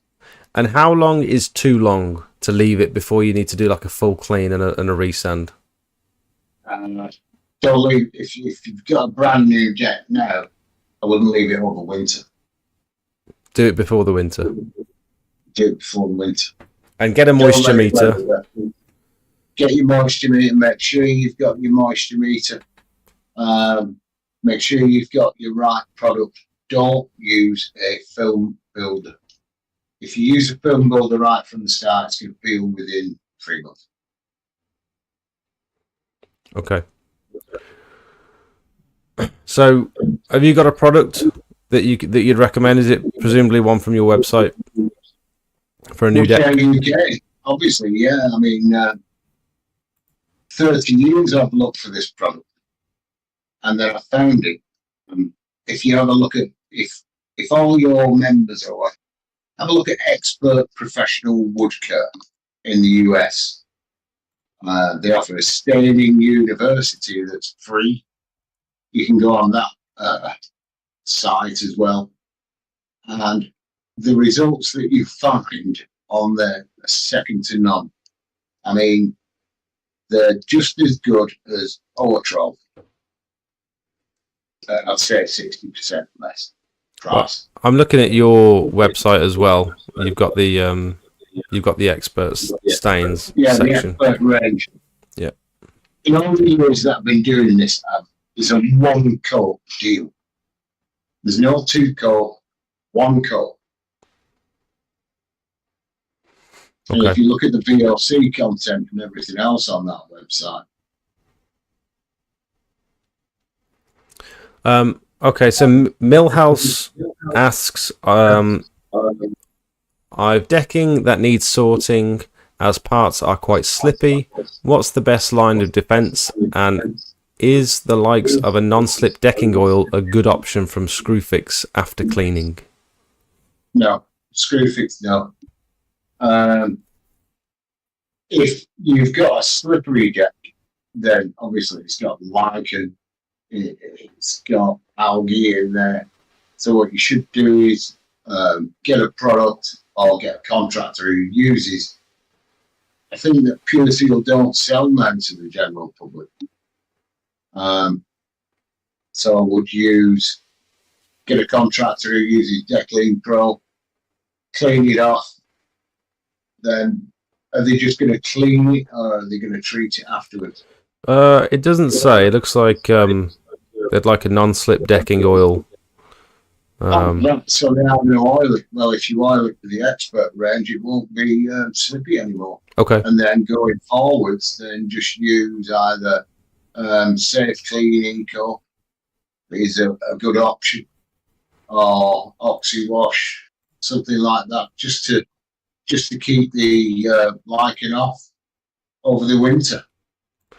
Okay. Then your deck will, if you use the Woodcare UK up, then it's a 1 coat deal. Once it's all dry, you've got to prep it though. You know, there's no easy option. There's no DIY option. Yeah.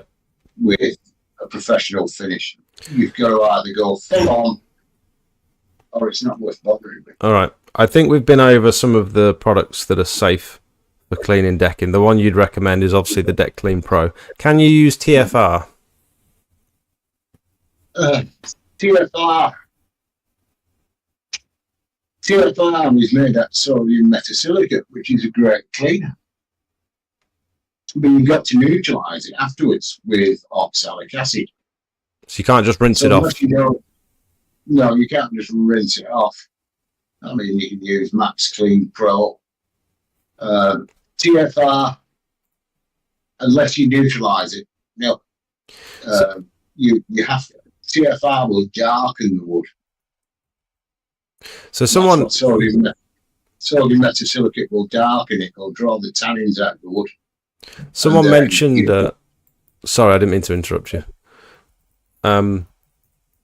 Someone mentioned in the Discord earlier, they asked if you could use Max Clean Pro on like a very green fence or deck. What benefit would that have? I mean, it's got a bit of biocide in it, so I'm guessing it'll stay in the surface even after you've washed it off.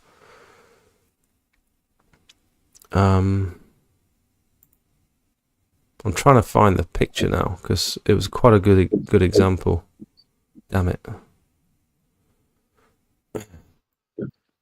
So would you say Max Clean Pro is a good option for cleaning decking? Yeah, Max Clean Pro is great, but why use it when you can use an instant pro? Okay. I mean, Deck Clean Pro's got back 50. Yeah. Okay. I mean, I always back 50 my decks anyway afterwards because I don't want to work. Chris said, can we ask about the best way to remove paint from decking? And is it possible to restore it while preserving the paint, or do you always have to remove it?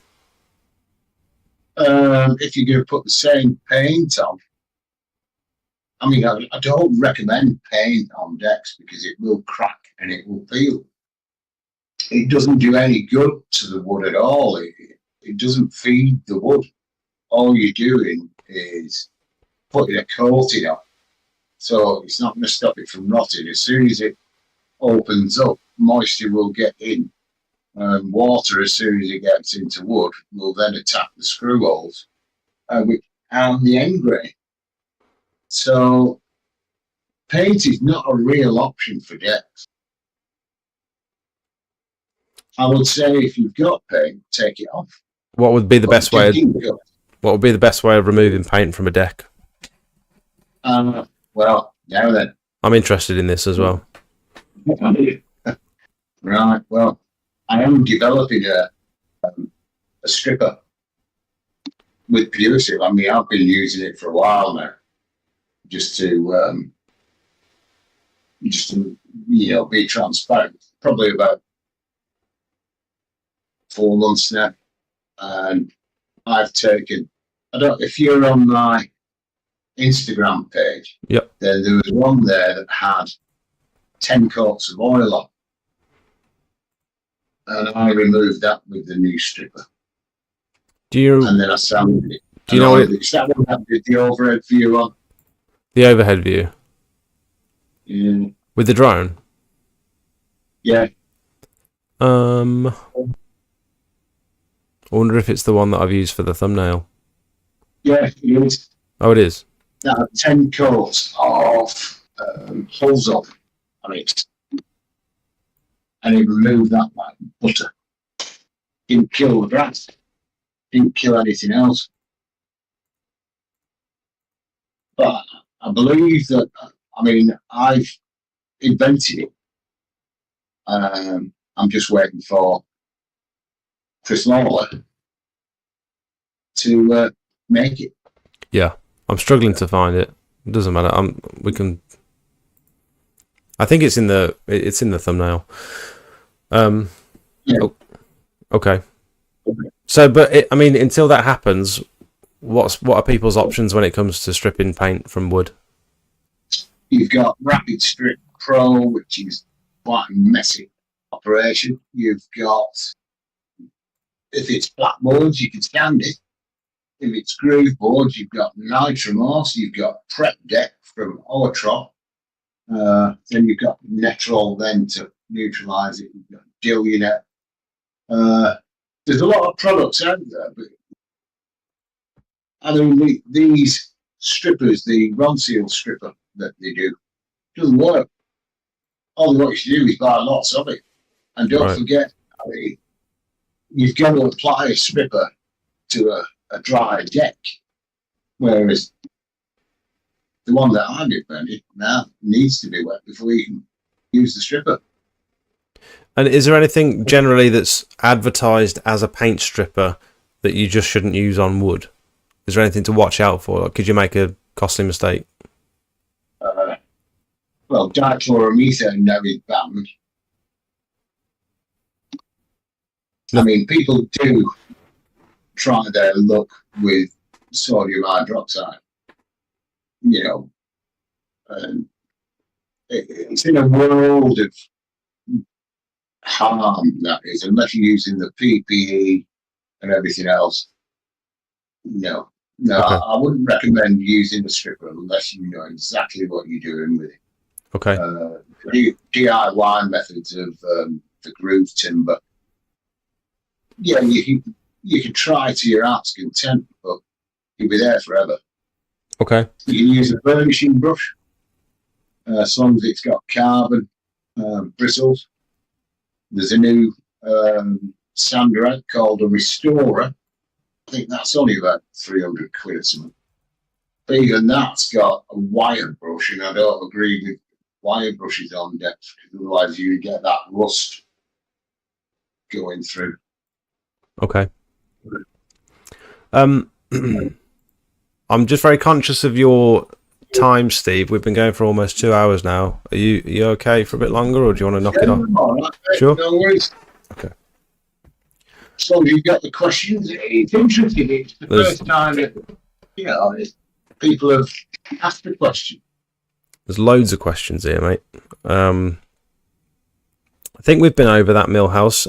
Decking with grooves, how do you sand it as it's only getting the outer part, or is there a way around that? So you mentioned the carbon brushes.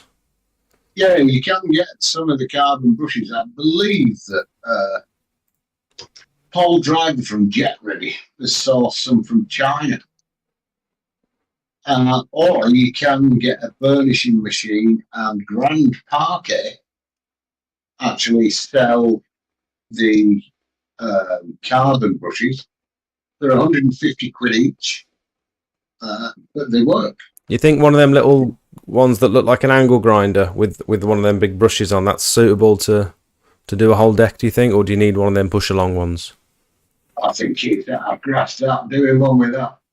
I mean, I've got, when you buy one of the machines that I've got, it comes with one of them as standard, They call it a Randy for some reason. I don't know why. And I try not to use it. I use it more for fascia boards, and then I have a look at fascia boards and think, a 3.6 fascia board is going to cost you 14 quid. So you mean like on the side? So yeah, when you're going down on the sides of the steps and stuff? Yeah, you know what I do with them? Replace them. Take them off. Replace them. Fascia boards are the worst thing in the world to strip. They really are. So what I generally do is look at them, and if they're only small lengths, then 3 meters or something like that, I'll go get some, chop the other ones up, put them in the garden waste. How often do you find yourself replacing boards?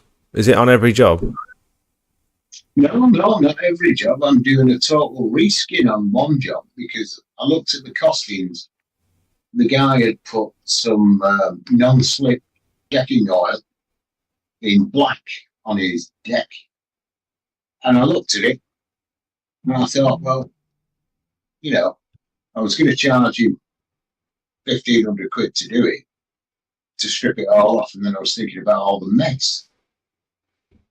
And so I priced the wood up. And it's far easier for me to set the old deck boards up, replace the deck boards, get a skip, pop it in the skip and restand. And I suppose you know your way around a deck now in terms of how they're laid and how they're fitted. Well, not really. I mean, it's easy to take a deck board up, then use that deck board as a template to put a new deck board in. True, yeah. So true.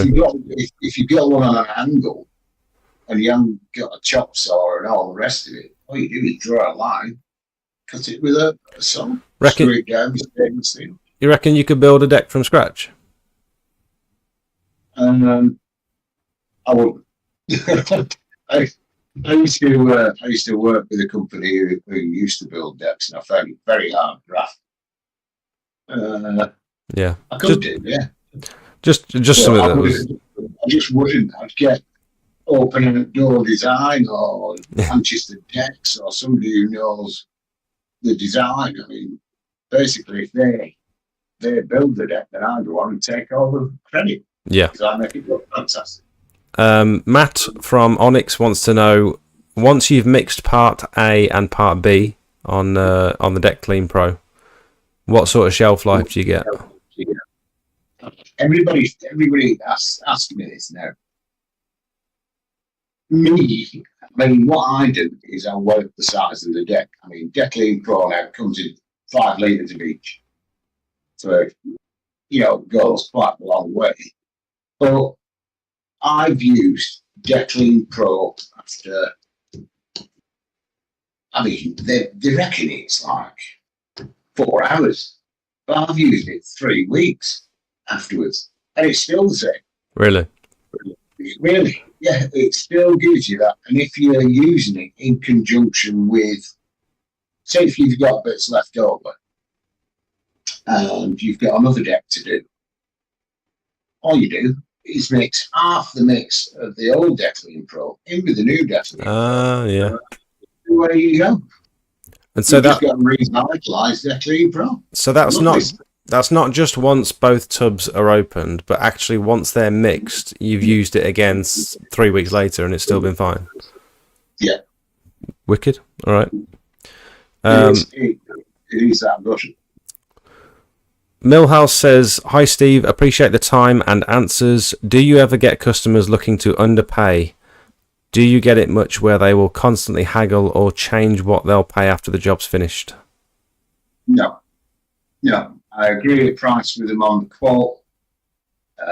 If they don't if they try and haggle when I'm at the job, the only simple answer, would you take a pay cut? No. And Right. and it's at that point when they start. Yeah. And then when they get burnt out to do it, I'll charge them double to go and put it back. Yeah. If they start walking around and walk away. Yeah, that's very powerful, being able to walk away, because not really. It's just you're going to get stung. Yeah. If you think that they're going to haggle with you, what about calling you out when you've told them your rate? Yeah. Tell me your rate up front before you get in that van and go down to the quote. So you're not wasting your time. So you're not wasting your time and their time. They're not getting a surprise. And if they tell you it's 35 square metres and you go down there and it's not 35 square metres because they haven't done the fascia boards, then you tell them the correct meterage and you show them you're working out. Yeah. Sorry about it. Thank you so much. Straws in there. Beautiful. Thank you. I've got an iced coffee. Apparently there's a straw. There's a straw. There it is. The thing about the iced coffee, isn't it? Really? Okay. Thank you so much.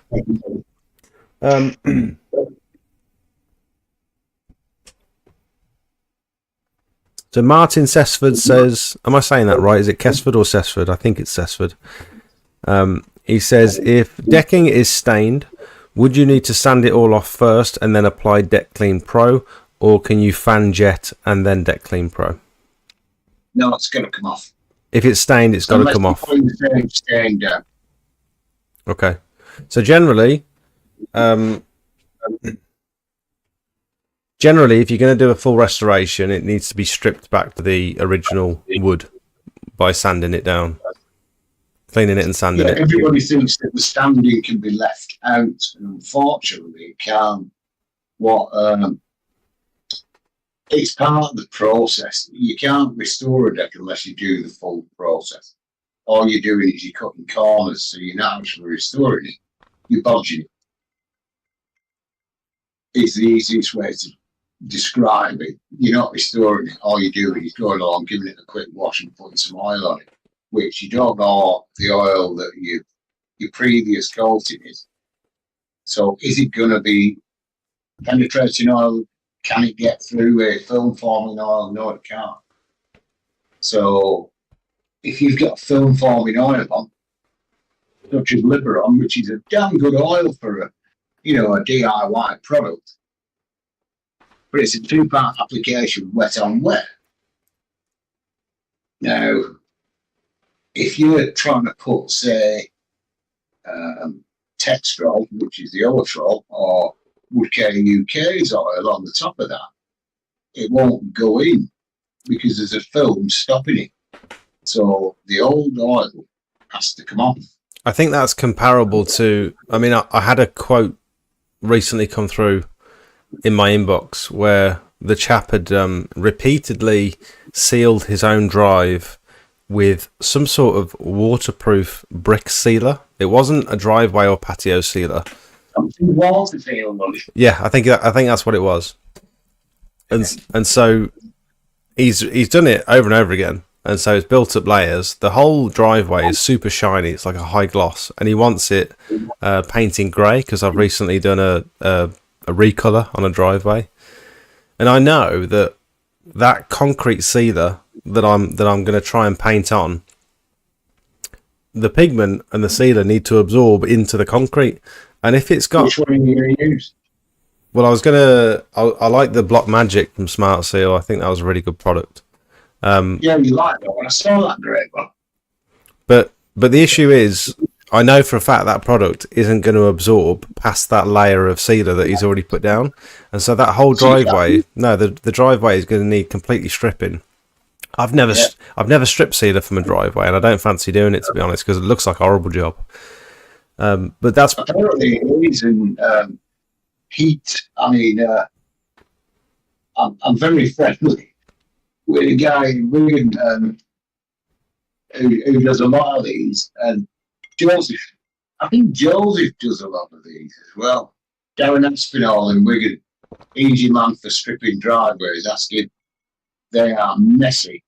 I mean, the easiest option for that is Pure Seal do two products, Rapid Strip Pro, and they do another one, which is I think it's Eco Strip Pro or something like that. But you're going to need heat really to do a strip on one of those things. Yeah, and he's far away as well, and not only is double your time you think it's going to take. A week off. Not only is recolouring a driveway quite an involved process that takes potentially multiple visits, but having to strip it first is just going to add. I'm not going to. I don't think I'm going to bother quoting for it because the price is going to be astronomical, and I know he's not going to pay it. Yeah, if you know that they're not going to pay it, don't even entertain it. I mean, literally, I mean, I've done one. It was awful. I mean, the mess, everything that that goes into it, the prep that goes into it, and then it's just a nightmare scenario. Let's have a look. I do like these questions, by the way. It's quite interesting. You like them? Yeah. Matt, I think I've lost one of your questions regarding dilution. I saw it, I read it, and now it's gone. Don't dilute that, bro. Say that again. You don't dilute it? Never. Right. Millhouse says, what do you find for best results? Jet wash first, then apply Deck Clean Pro, or after, then rinse down? Do your pre-wash first, then apply, then get rid of all the excess moisture off of it. You don't want it going through water, so get a garden blower, blow the excess off, brush the Deck Clean Pro in with a if you look on Restorate's website, Restorate Limited in Cirencester, I think they are. They have a Marshall brush there, which is ideal putting it on. You can put it on with these car washing brushes. Yeah. Yeah, you can put it on with them. I've tried a mop, that doesn't work. Is it the big wide one? Wood care brush. Yeah, I think it's the width of a deck board, actually. 125 mil. Yeah, 125 mil. I think they're like £4, isn't it? Yeah, I got it. Yeah, those are the best brushes for oiling decks as well. Okay. Fantastic. You can pull on the end of a pole, so you're not bending down, sitting down, and all the rest of it. Oh, okay. So I've seen the. So you don't dilute Deck Clean Pro. No. What would be the rough coverage per square meter that you could expect from Deck Clean Pro? Say it comes in those 2 5-litre tubs. What would you expect to get out of that, do you think? You'd probably get 40, 50 square metres out of it. But, yeah, about 50 square metres, depending on the porosity of the wood, of course. If it's groove decking, then it's going to suck it in. But if it's flat decking like Southern Yellow Pine or an Epeg or an Iroko, then, yeah, you're laughing. Okay. Because it'll go a lot further. What I'm going to do, I've got a... my page doesn't exist. I've got a affiliate link with Pure Seal. So if anyone... I've lost it. Where's it gone? Yeah, it's not just me who has problems then. No, it's me as well. It's in the Discord somewhere. Let me just do something. Yeah, if anyone is going to order anything from Pure Seal, I'd very much appreciate if you would use my link, because that way I get a little bit of... They only do trade only. They do trade only, they do, but most of my audience is already signed up to Pure Seal, and they already buy from them anyway. Get yourselves on module 2. Come have a pint with me. There you go. Go and have a pint with Steve. Come on a job with me. Matt, I wonder if you'd mind just posting that link every so often. That'd be helpful. Please, mate. Let's have a look.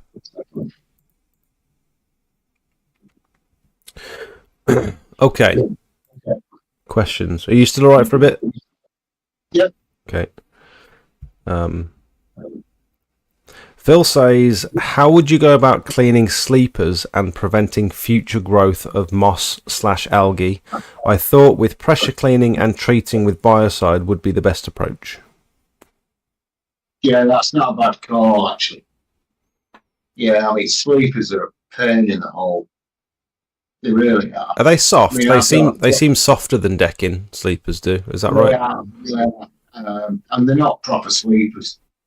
They're not sleepers as we remember. Well, I remember sleepers. They're very soft. They will like jig really easy if you put too much pressure on. So, yeah, I'd go with a very light wash with those, and then back 50. Back 50 biocide. Back 50 on them. After washing it with a light fan nozzle. Yeah. I mean, if you're going to oil those things, then they are going to suck the oil in. I bet because the oil will find its own level. It'll go in as far as it can. Do you put oil on until it stops absorbing? Yes.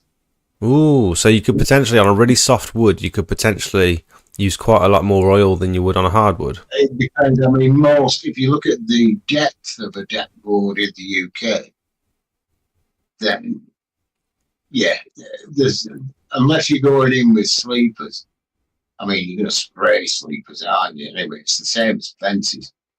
I mean, I did, 25 fence panels with a grey coat. But I had to warn the customer that the other side of the fence would bleed. And he owned the fence, so he didn't care about the bleeding. But because the oil will go as far as it can through that wood. So it goes through to the other side if it's like a thin panel? So it will go straight through to the other side. So potentially you could have 2 jobs. Yeah. But it's not your problem if it bleeds through, because it's not the next door's fence. And the person who's asking you to do it with the fascia side is their fence. So because you own that So fence, you can do whatever you want to it, and then if you they can do want what you want on the other side, yeah. if they don't want it looking ugly from the other side, they need to pay you to come and stay on that side as well. That's it. Ah, You can spray that side as well. it's a good idea. No, fencing is big. You know, man, the biggest seller of wood care UK for fencing is black. The black stain. The black stain is brilliant for fencing. I like. It's one coat deal. I really like. You sometimes see it on quite modern houses where you get. I don't know whether it's pine or something, but it looks like it's been burnt, like a burnt. Maybe. Oh yeah, I did a fence, and what I did was not with the actual fence. I did it with the doors, and he had these gates, and I thought I was going to play around with it. So what I did, round near the knots, I didn't go as hard with the sander because I wanted the knots to stand out. And it came out like a burnt Japanese look, and I thought it was great. I love it. I love that look. Yeah, so did the client. I think it would be a bit too much on a fence, but certainly on gates, it looks great. Yeah.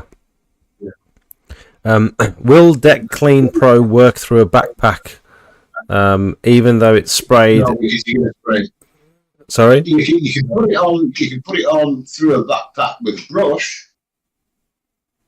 So it's thin enough to go through a couple of nozzles while you're brushing it in? Yeah. You could do, but then you'd have to wash that back out straight away. Yeah. I expected it to be super gloopy for some reason. It's not gloopy. No, not at all. All right. Blue Rocks. Definitely wear gloves with it as well. Wear gloves. Do you need a respirator? Yeah, I mean... Best practice. Best practice. Blue Rock You says... don't want to be breathing it in. Sorry? You don't want to be breathing it, You don't want to be breathing it in. I take it the oils that you use come in different finishes and colours for different wood types. Yeah, that was already answered. Yep. No, for all woods, the finishes that we do are suitable for all woods, soft and hard woods. They'll even get an e-pick so long as you prep it. Another question, might have missed it, but does he offer wood repair, repairing and replacing plants, etc. if damaged? Would like to avoid that due to lack of experience. It's easy. All you've got to do is measure the plank, get your new plank, rip it out with a crowbar, put the new plank in. Do you use a handsaw or apply your insurance through Hangdons? So yes, it's an added bowl. It's an added thing to your business. So you should look at that. At that point, you're going to need a crowbar, probably a handsaw, a drill. Jigsaw. Okay. Always go to the centre of the joist.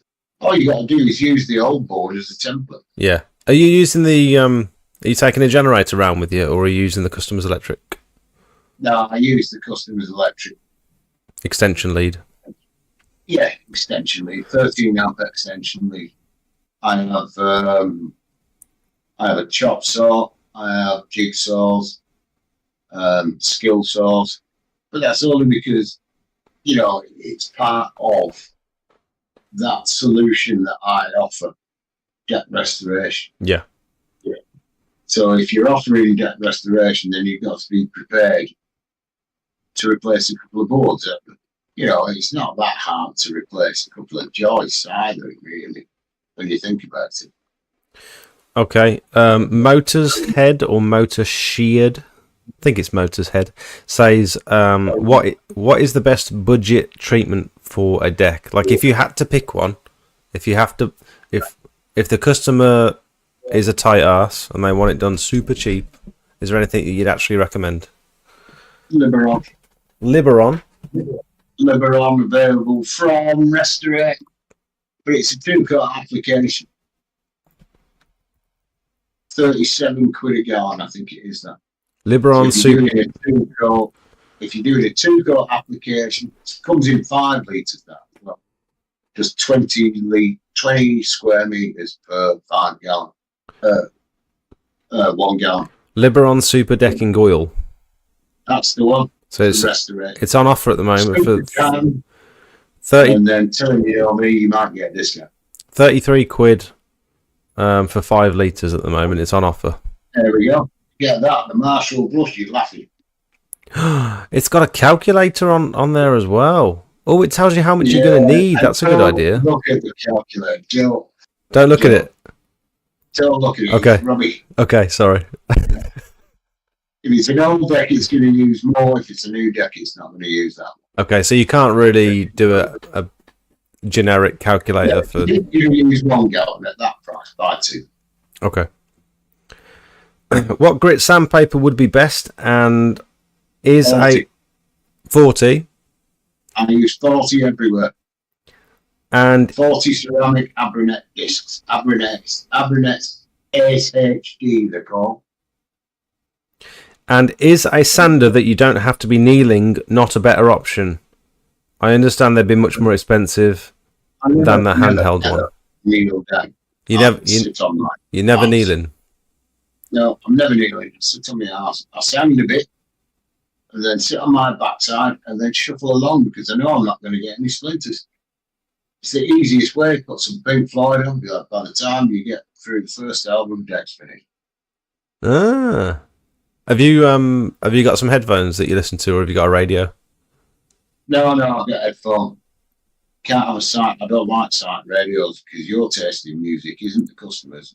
Yeah. And then they get annoyed, and then you never want to annoy the customer. I've just bought some new ones. I've not got them with me now, but I've got some 3M Bluetooth. They're earmuffs that have also got Bluetooth. You got fur on.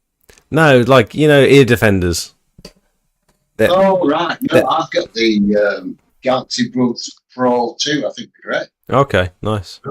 So I've got some for pressure washing and stuff. I've got some proper ear defenders that have got they've got Bluetooth. You can play your music in them and stuff. They're really good. I use a dust extractor as well. You see, so that'd be quite loud as well then. Yeah, so I always have my earbuds in. You can listen to a book. Anything you want. It's chilling when you're sanding. It's chilling. You're just chilling out. It's that easy. You cover an inch a second. So yeah, it's not difficult. It's just, if you look at this thing, this is the trigger, and all you do is you just guide in it along. Is that called like is that called like a DA, like a rotary DA sander? This is an 8mm orbit, random orbital. So it goes up and down, side to side. And that's your orbit. It goes 8mm that way and that way. Right. Which is used more for removing material, which is what I generally spend my time doing. If you go into fine finishes, then you use a 5mm orbit, which is decorative. If you're doing spindles, that kind of thing. How long did you say an inch takes? An inch a second. An inch a second? Yeah.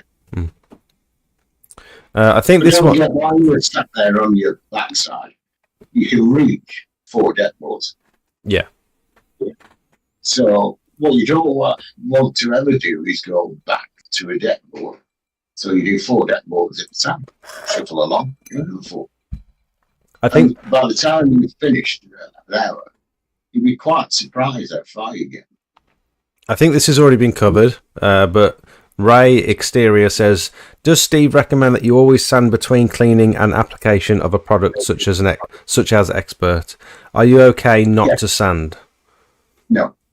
Yeah, we've not yet finished. We've already been through that, I think. Blue Rock says, what is the process for cleaning fence panels? Do you remove the panels? No. You're not going to remove a fence panel to clean where the concrete is. No, you can do that. I do. I mean, I simply, I'll go on there, do a wash of the fence panel, wash all the fence panels first. If they still can't agree, about 50 of the fence panels, wait till they're dry, go back with my grey coat. And then if you've got a labourer, it's great because then you can lift the fence panels out and spray them. It takes 15 seconds of fence panel. But if you've not got one, then you obviously tape everything up, put your drop cloths down, get yourself a grey coat. Those Ron Seal sprayers are crap. The cheap Wagner ones are not that great, but if you get a grey coat one, 15 seconds of fence panel, 25 quid fence panel. Have you seen those? Have you seen those chapping sprayers that Pure Seal do for sealers and stuff? Can you use one of them or not? You use a lot. I was using one today. I did. What's it now? Like 60 square meters. I did like just over 8 minutes. Fantastic. Can you use that on a 40 ones on a driveway? Yeah.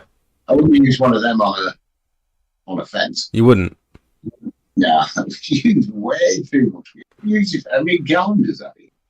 It's like using a gallon every 2 minutes. Well, it comes with two different nozzles, doesn't it? I thought the one you might get away with the smaller nozzle, but no. No, you'd probably out there. Especially at the price of the expert ones. I mean, it's 74 something plus VAT. And you're going to whack it through one of them. Yeah. Get yourself a grey coat. 2-inch fan. Up and down, 15 seconds. There you go. Last question that we've got at the moment looks like, what fish do you like the most, Steve? Oh, I hate fish. I'm phobia about fish. Who's put this up? This was Drasdy. I don't know what his real name is. Yeah. Drasdy. Yeah. Is it someone from Facebook? No, it's probably somebody from Pure Seal. Oh. Well, the only good fish is a dead fish. My phobia is some people don't like spiders. I don't like fish. That's a strange phobia. Well, you know, not everybody's the same. I mean, you know, I'll jump out of planes, I'll do this, I'll do that. But yeah, if somebody's got a pond, I won't be doing that. Really? That bad? Yeah.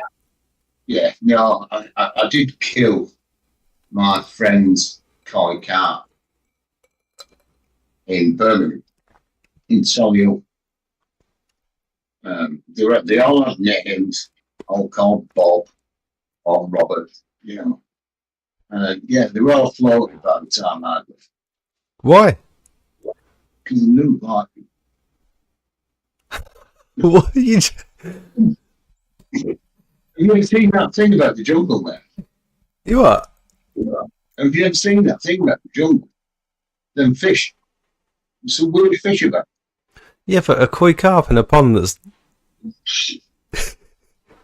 You wouldn't have liked where we went today. We were cleaning some conservatories, and the lady had... You know, I did do a quote. It was quite an expensive quote. And all I could think about was who's getting in that stream? And it won't be me. This lady had a... She had a pond in her back garden, probably about the size of a single bed. I've just got one here for reference. It had about 4 koi carp about this big, and then it had a monster. Literally, it was huge, and it was far too big for this tiny little pond. But she said rather than stress it out and disturb it, we thought we'd just leave it in there. It seems quite happy, but it was huge. Do you know what I'd have done? I'd have put the red tip on my jet wash, turned it up full, and assassinated it. That's insane. That is wild. That's a strange phobia, that is. I'll be honest. No offence. Yeah. I know somebody who doesn't like tomatoes on pizza. You don't like tomato on pizza either? No, I know somebody who doesn't like tomatoes on pizza. That was Rupert Fritter or whatever. Himself and Rasudin. I was looking for that decking oil, but no supplier in Ireland. Would there be any other make that would do it on a budget? What Liberon? Yeah.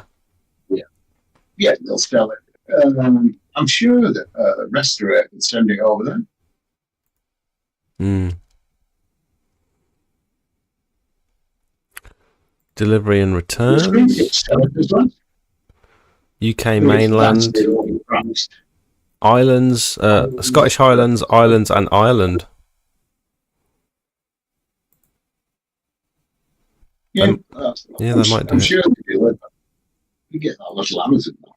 Oh, unfortunately, we're not able to send parcels to Northern Ireland, Republic of Ireland, Isle of Man, or the Channel Islands.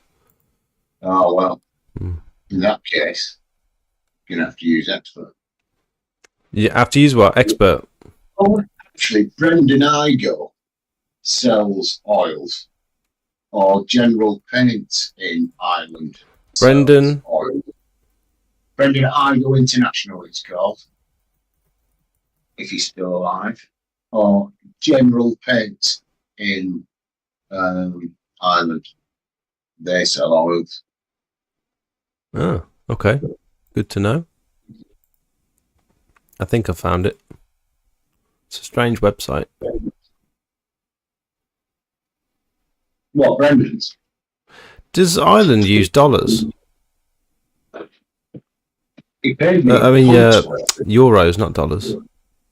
Yeah, it's still alive. Oh, right. Okay, I think that looks like the end of the questions. Is there anything you wanted to dive into, or are you happy to sort of leave it there for tonight? No, I'm all cool. All I would say is I hope it's been interesting for everybody. And, don't be afraid to ask questions and make sure you do your research. I mean, there's no experts, let's say. We've all just been doing the job a long time. Even I still spend hours and hours a week doing research on machines, methods, chemicals. No, I think it's been. It's been very interesting. So just to recap, use hypo, very strong, and make sure you use paint instead of oil. Yeah, that's it. What you need to do is go out and buy 3 buckets, right, of Ronseal. Yeah. Get some really strong hypo. Whack it on there first. Don't worry if it's dry. Throw it on there. And just wear it out with a spatula. Okay. That's the best way. Then run off. Yeah. Do you want to allude? Don't forget you want to charge £3 a square metre. I think one of the main questions people have, particularly when it comes to pressure washing, is how do I price stuff? Do you want to allude to any of your pricing structure, or would you rather keep that to yourself? I charge £35 a square metre. £35 per square metre to wash, chemically treat, sand and oil. Yeah. No matter. That's for everything. How are you working out things like posts and stuff? You know when you got the posts? Oh, you mean the spindles? Yeah. 4 sides to a spindle, isn't it? Yeah, but you can't measure. Can you measure that? That's 4 times the effort. So I do them £35 a square metre. £35 a linear metre, £35 a square metre. Keeps everything nice, keeps everything straight. Are you using? Nobody ever measures the fascia board. Nobody ever measures the steps. Always measure the steps in the fascia board, because if you get a long set of steps, are going to really mess your day around. And you're going to use twice as much oil as you thought you're going to use, and you'll shoot yourself in the foot. This has been 30 years of getting this price together, and I've worked it out even down to a piece of paper that you write your invoice on, and that's what you need to charge. So would you say, for someone that's just starting and they've done a few, they've done friends and family, now they've got their first big customer and they're totally restoring a deck following your process that you've outlined? Well, the process that you've outlined tonight, you think they should be going in at £35 per square metre? Okay. Because if they don't, they're not going to make money. Right. And then you're setting yourself up for a fall. If they've done friends and family and they've got the same results that I'm getting, go on at the same rate as I'm getting. Okay. Otherwise, why bother? Get yourself one of these. Get yourself an Henry Hoover, and you'll never look back. And never go with the cheap oil. If you go with the cheap oil, you're going to do a cheap job. They're not going to have you back. Okay. How many? 2 questions. How are you measuring? I'm assuming tape measure is fine for most decks because they're square. I don't use one of them mole shorts. Yeah. I know you've got. Yeah. I don't think it's necessary for straight edges and stuff, is it? No, not really. You go around there, make sure you measure each one with the tape measure. It's dead easy to do to work out a square meter. Yep.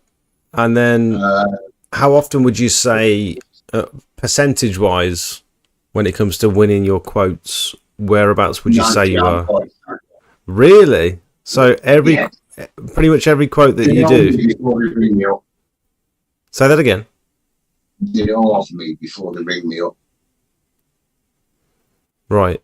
So they know the results that you're going to get. It's not just some random person that's ringing you. It's someone that's researched you a little bit, maybe. I always point them in the right direction first. If you've got the one thing that I would say to anybody who is starting up is get your Facebook page sorted out. Get your Instagram sorted out. I mean, I use Luke Bailey, who does my ads and everything, because it takes all the stress away. He doesn't do adverts for me, but he puts the reels together and stuff like that. It's very time consuming, when you haven't got time. I think he does some stuff for Pure Seal as well, doesn't he, Luke Bailey? Yeah, he does. He redesigned my logo on it. Yeah. And I just let him loose and just said, where did you go, pal? Yeah. Let me know. And it's far easier having all that stress taken away. Your main stress should be local groups, local pages that are free to advertise in. You'll see everybody there that's doing that. I'll come and wash your drive for 50 quid. Yeah, great. You don't really want to be in that niche.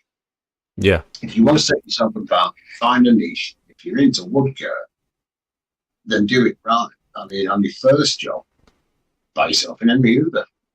On your second job, save your money, get yourself a good sander. You can start off with a Metabo SX 450 Duo, or 420 Duo, I think they're called, and work your way up. But once you've got hold of one of these things, they're guaranteed for 3 years. And the motor is something else. If they will pay for themselves within your first 2 jobs. Just going back to that last point, you often find that the most successful people are the people that are really good at one thing, rather than being okay at lots of things. The ones that are really good at one specific niche are generally the most successful. Do you agree? Not really. I mean, I like doing these. I like sealing driveways. I think it's really good. I do find them satisfying. I don't find washing and resanding satisfying. I just think it's messy. And I'm talking more about on a broader spectrum, rather than be like a jack of all trades trying to do every single type of exterior cleaning. If you were to focus more on sort of one sector of it and become really passionate about maybe one specific type, but like I was thinking about going into patio restoration and doing it as like. Put it this way: how many people do you know that specialise in woodcare? No one. I don't know anyone. There you go. You answered your own question. Yeah. So if you decided you were specialising in woodcare, you'd be the only one in your particular area that's doing it. Darren says, if you're using 40 grit sandpaper, does it not leave quite a rough finish? No, not with these things, because you don't have to press You let the machine do the work. You let the ceramic discs do the work, and you won't get a ring. You won't get any rough edges. You just got to get yourself practice on a bit of wood, and you will see how easy these things are to use. I mean, Roger's just bought one. Roger Oakley just bought one. And he likes it, and he's mega into his Metabo sanders. But after all the years that the skin flints had it, it's give up the ghost. So he had to buy another one. Anyway, he got one. And I said to him the other day, I said, how are you getting on with it? He said, great, yeah, love it. So, it's the progression. It's all about the finish. Yeah. At the end of the day, it's not about, can I do a cheap job? Can I do this? It's all about giving that customer the finish that they want. Because once you've done that, they will not go anywhere else. So if you're thinking about how many people are out there pressure washing, yeah, they're all out there. Every man and his dog are out there pressure washing. But how many people are seriously into wood care? And even you, Jed, you even said no.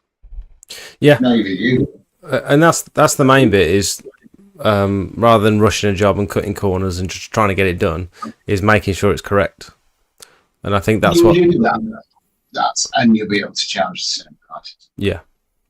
But you've got to get the results. Which is where we practice makes perfect. How long would you say you spend on most projects? As like a rough day and 2 days max.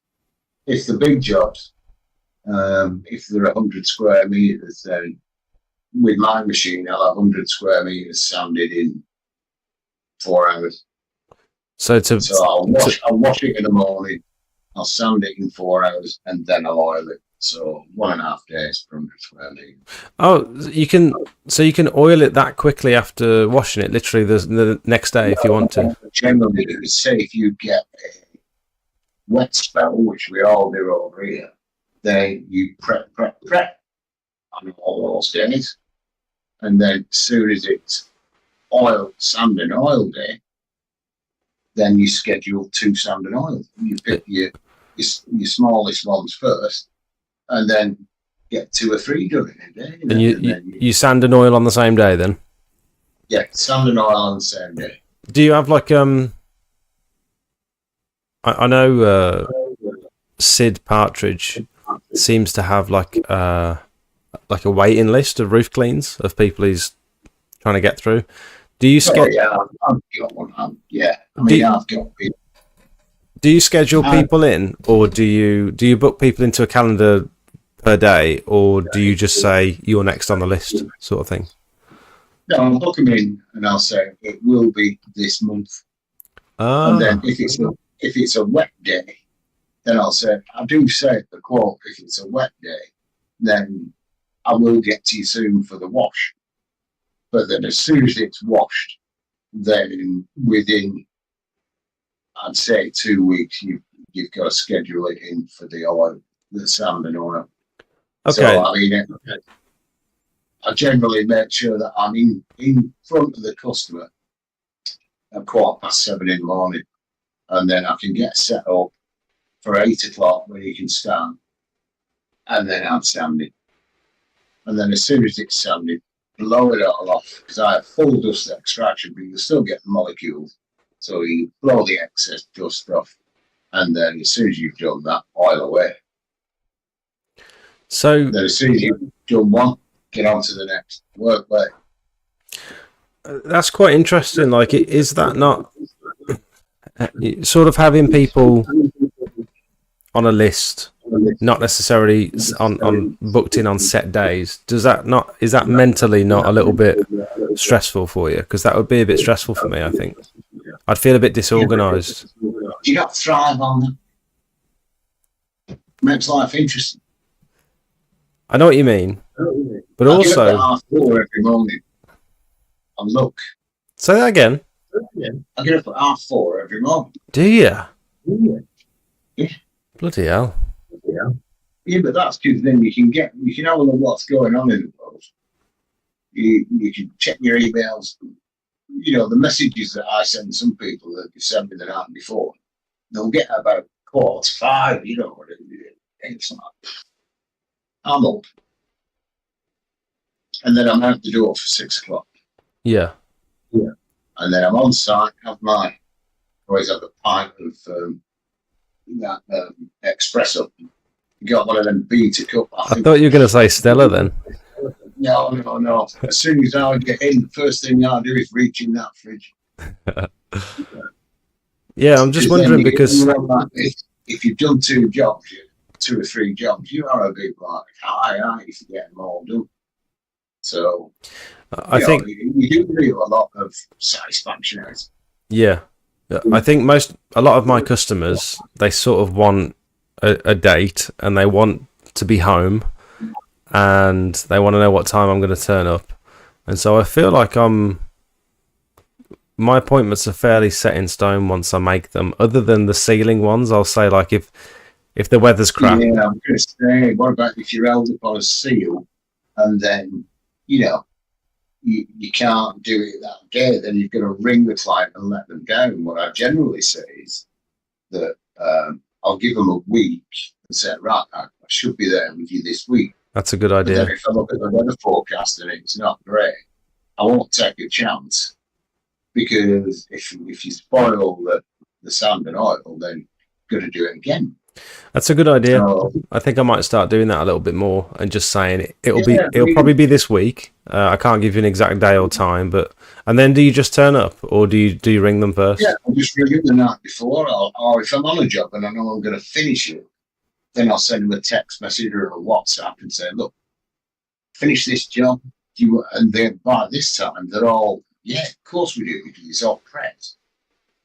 And then I do work Saturdays. If it's just an oil job, I'll do it on a Sunday. I'll make sure if it's fine, I get there before they go, because it's silent. So long as I can get access, you can oil a day. Yeah. So by the time they get up for breakfast, they're dead and done. It does sound like the life. It sounds like that's the way to do it, is to get up early and start early. And I generally, you're probably going to laugh at me, but I generally don't start my machine till 9 o'clock. So I'll probably arrive. I'll arrive about 8:45. Set the hoses up, and then start washing at about 9 o'clock. 8 o'clock, you can start that machine up. I know I can, but also I've got young kids and a dog to feed and stuff to do in the morning. So I prefer the later start. I think. Well, it's difficult for somebody such as yourself, a family man, but yeah. I mean, if you're going to grow a business, you've got the YouTube and everything else, so you're working late at night. Yeah. And then you've obviously spent the time with the kids, before they go to bed. So I get where you're coming from there, but you've got to make some kind of sacrifice when you're growing. Yep. I don't know which way to lean, whether to early starts and where to go. Yeah, I think they're always irritable in the morning, aren't they? I think early starts would be the way forward. If I could get up at I'd love to be able to get up at 5 and just get straight on the computer. Check your emails, do everything else. You're at the door at 6. You're on the customer's premises at 7. Get all your hoses set up, ready to go. Yeah. 8 o'clock on the dot. Get going. And then I'm not. At the end of the day, I'm not catching up. I did all my catching up in the morning.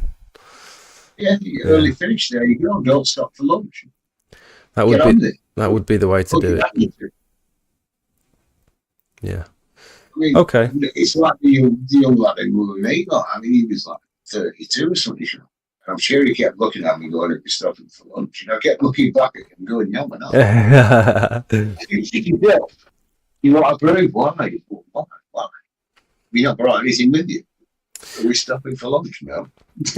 I'm not great at when I've got a big job on that I want to get done. I'm not very good at taking breaks. I try and do it all in one go, really. Generally, that's the way to do it. Yeah, get yourself done. And I never ask for money up front, but I do have a rule that the day I finish is the day I get paid, all within 24 hours. Yeah. Do you do much commercial stuff, or is it mainly just residential? I hate it. Why? I do one or two now and again because I don't like waiting for money. I don't. I think that when you go into a sweet shop, buy some sweets, and then say, "Oh, right, well, pay you in 90 days." No, I detest commercial work with a vengeance.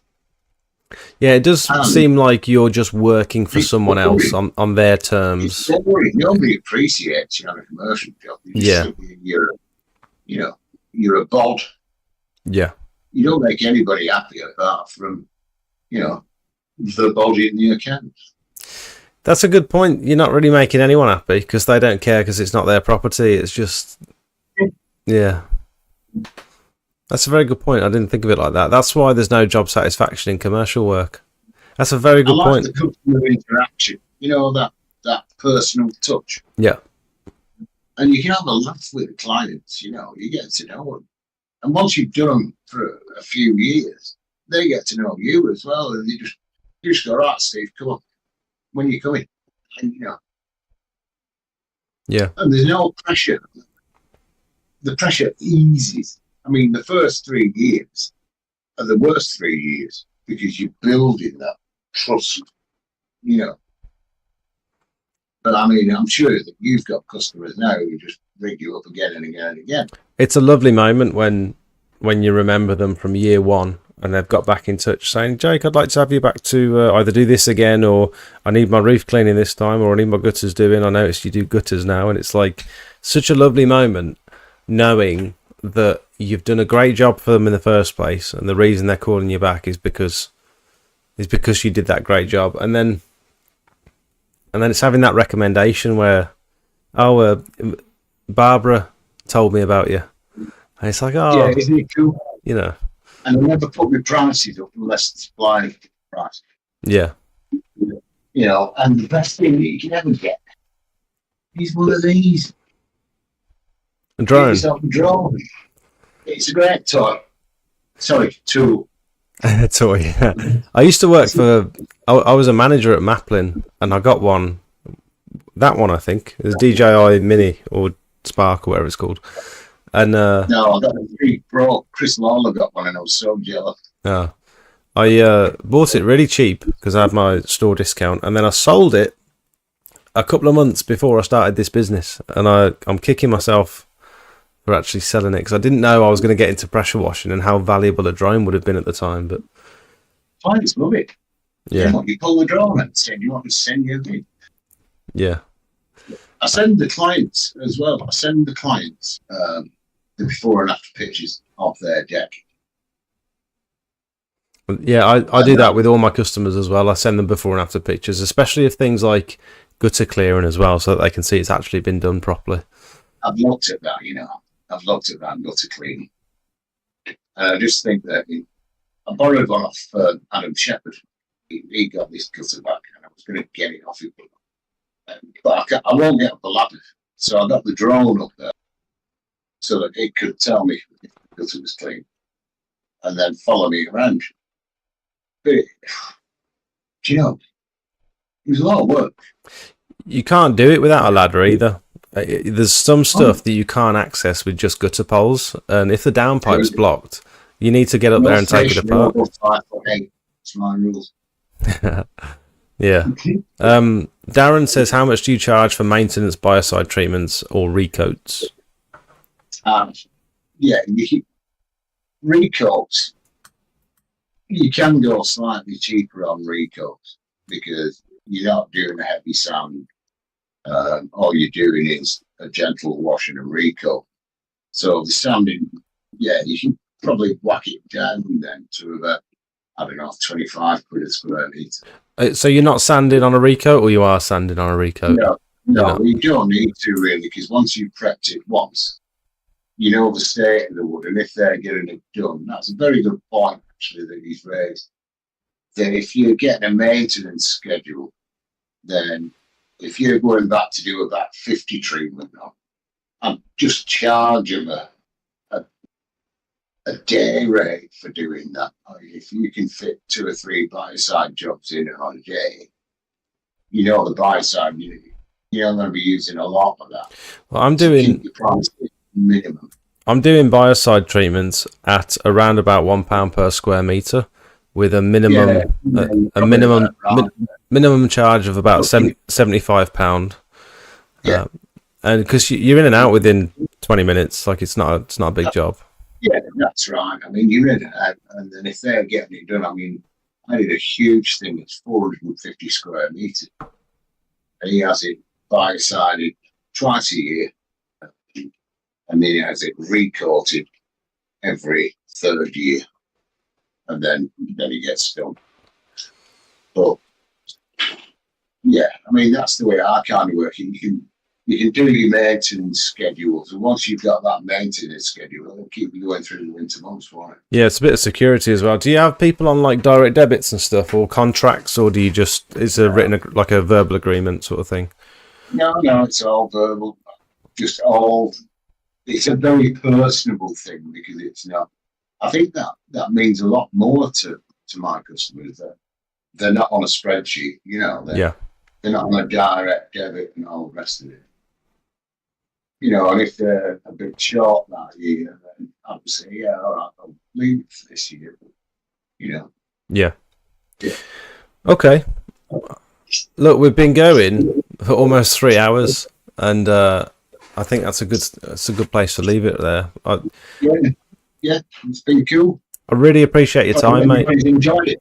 Yeah, I think everyone has. There's been some really good questions, and you've been very helpful. It's been really, yeah. I found it very interesting the way that other people are. I mean, if you do want training, like I say, get on that Pure Seal Module 2. Come on, some jobs with me. Get on Pure Seal Module 2 using my code, courtesy of Matt. Yeah, use Jake's code, you'll get, I don't know, what is it? $5 off or something. Oh, I don't know if they get anything off, but I certainly get some commission from it. You know what I'm doing. But yeah, thank you so much for joining me. And not only do I appreciate the 3 hours you've put in tonight, but also the half an hour before the stream today and the hour and a half on Friday that you spent with me trying to get things set up. So, yeah, no worries, mate. Anytime. All right, mate. You have a good night. All right, mate. And we'll have to do this again at some point. Yeah, it'd be great. No worries. All right. See you in a bit. Cheers, mate. See ya.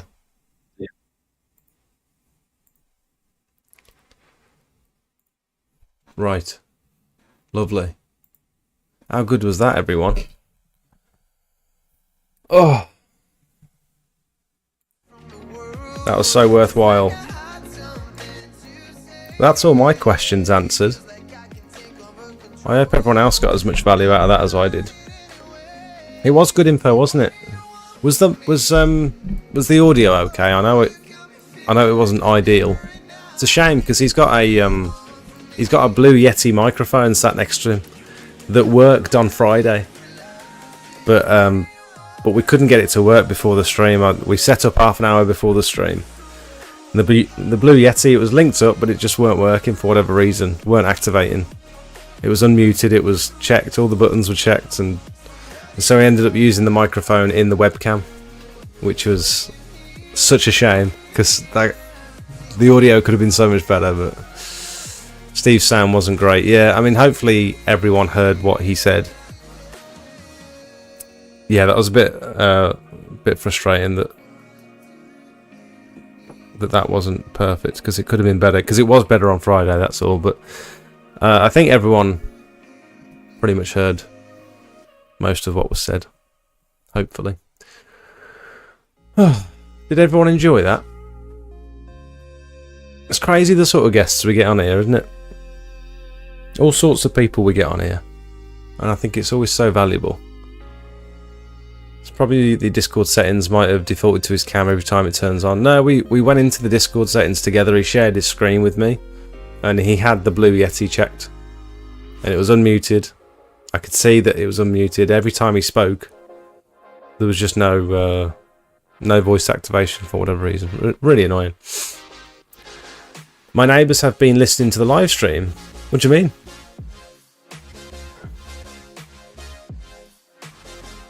I certainly got a lot out of it. Nice. Awesome.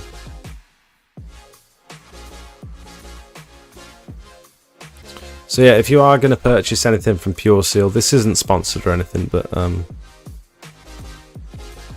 appreciate if you're going to use if you could use my code. Do you want to see what I saw? What I found in B&Q the other day? Oh, you had to turn up the TV. Oh, I'm sorry. I'm sorry. I'll make sure it's perfect next time if we do it again.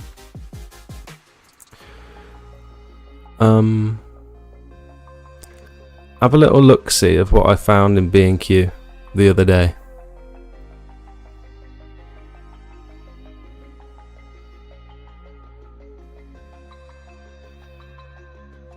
£14, I think it was.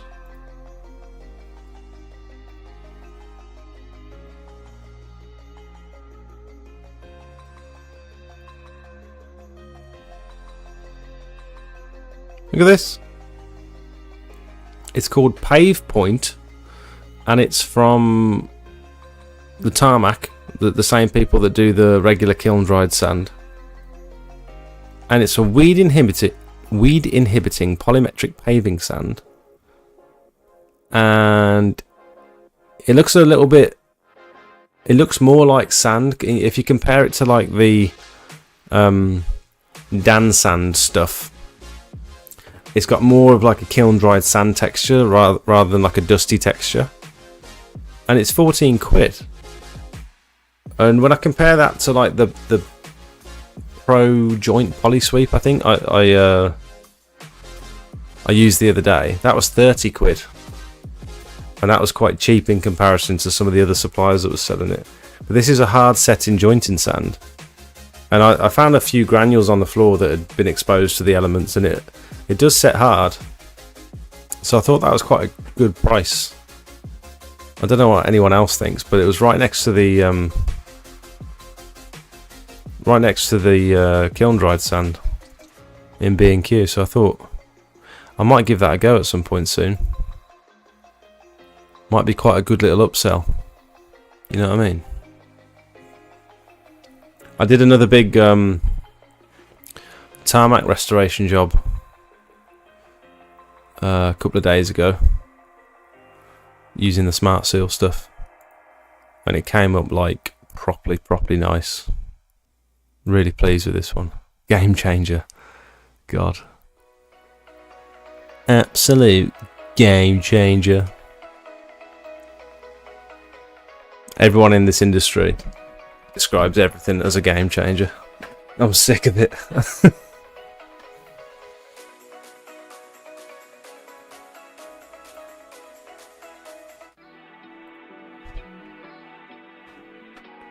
Yeah, really pleased with this one.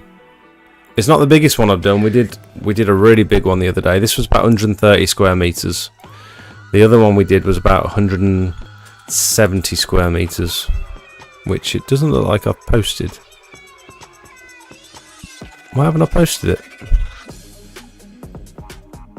It was this one. This is my decking that I did recently, look. I cheated a little bit on this one because these posts, these, what did he call them? Spindles. They're all brand new. So I can't actually take credit for them. Because they were replaced after I cleaned the deck, because they were all rotten.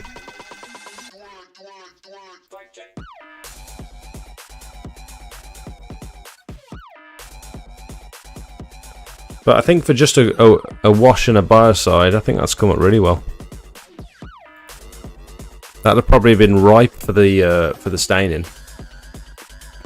Oh, thanks, Millhouse. I'm glad. Right, we're coming up on 3 hours, so I'm going to leave it there. I'm going to play you a little advert, and then I'm going to head off. Thank you all so much for watching. Steve, if you're watching this, thank you so much. Really appreciate your time. And tune in again next week. I think I'm going to be recording a video this week, so hopefully I'll actually have a video out for Monday. And I'm going to go for a wee, and I'm going to go to bed. See you later.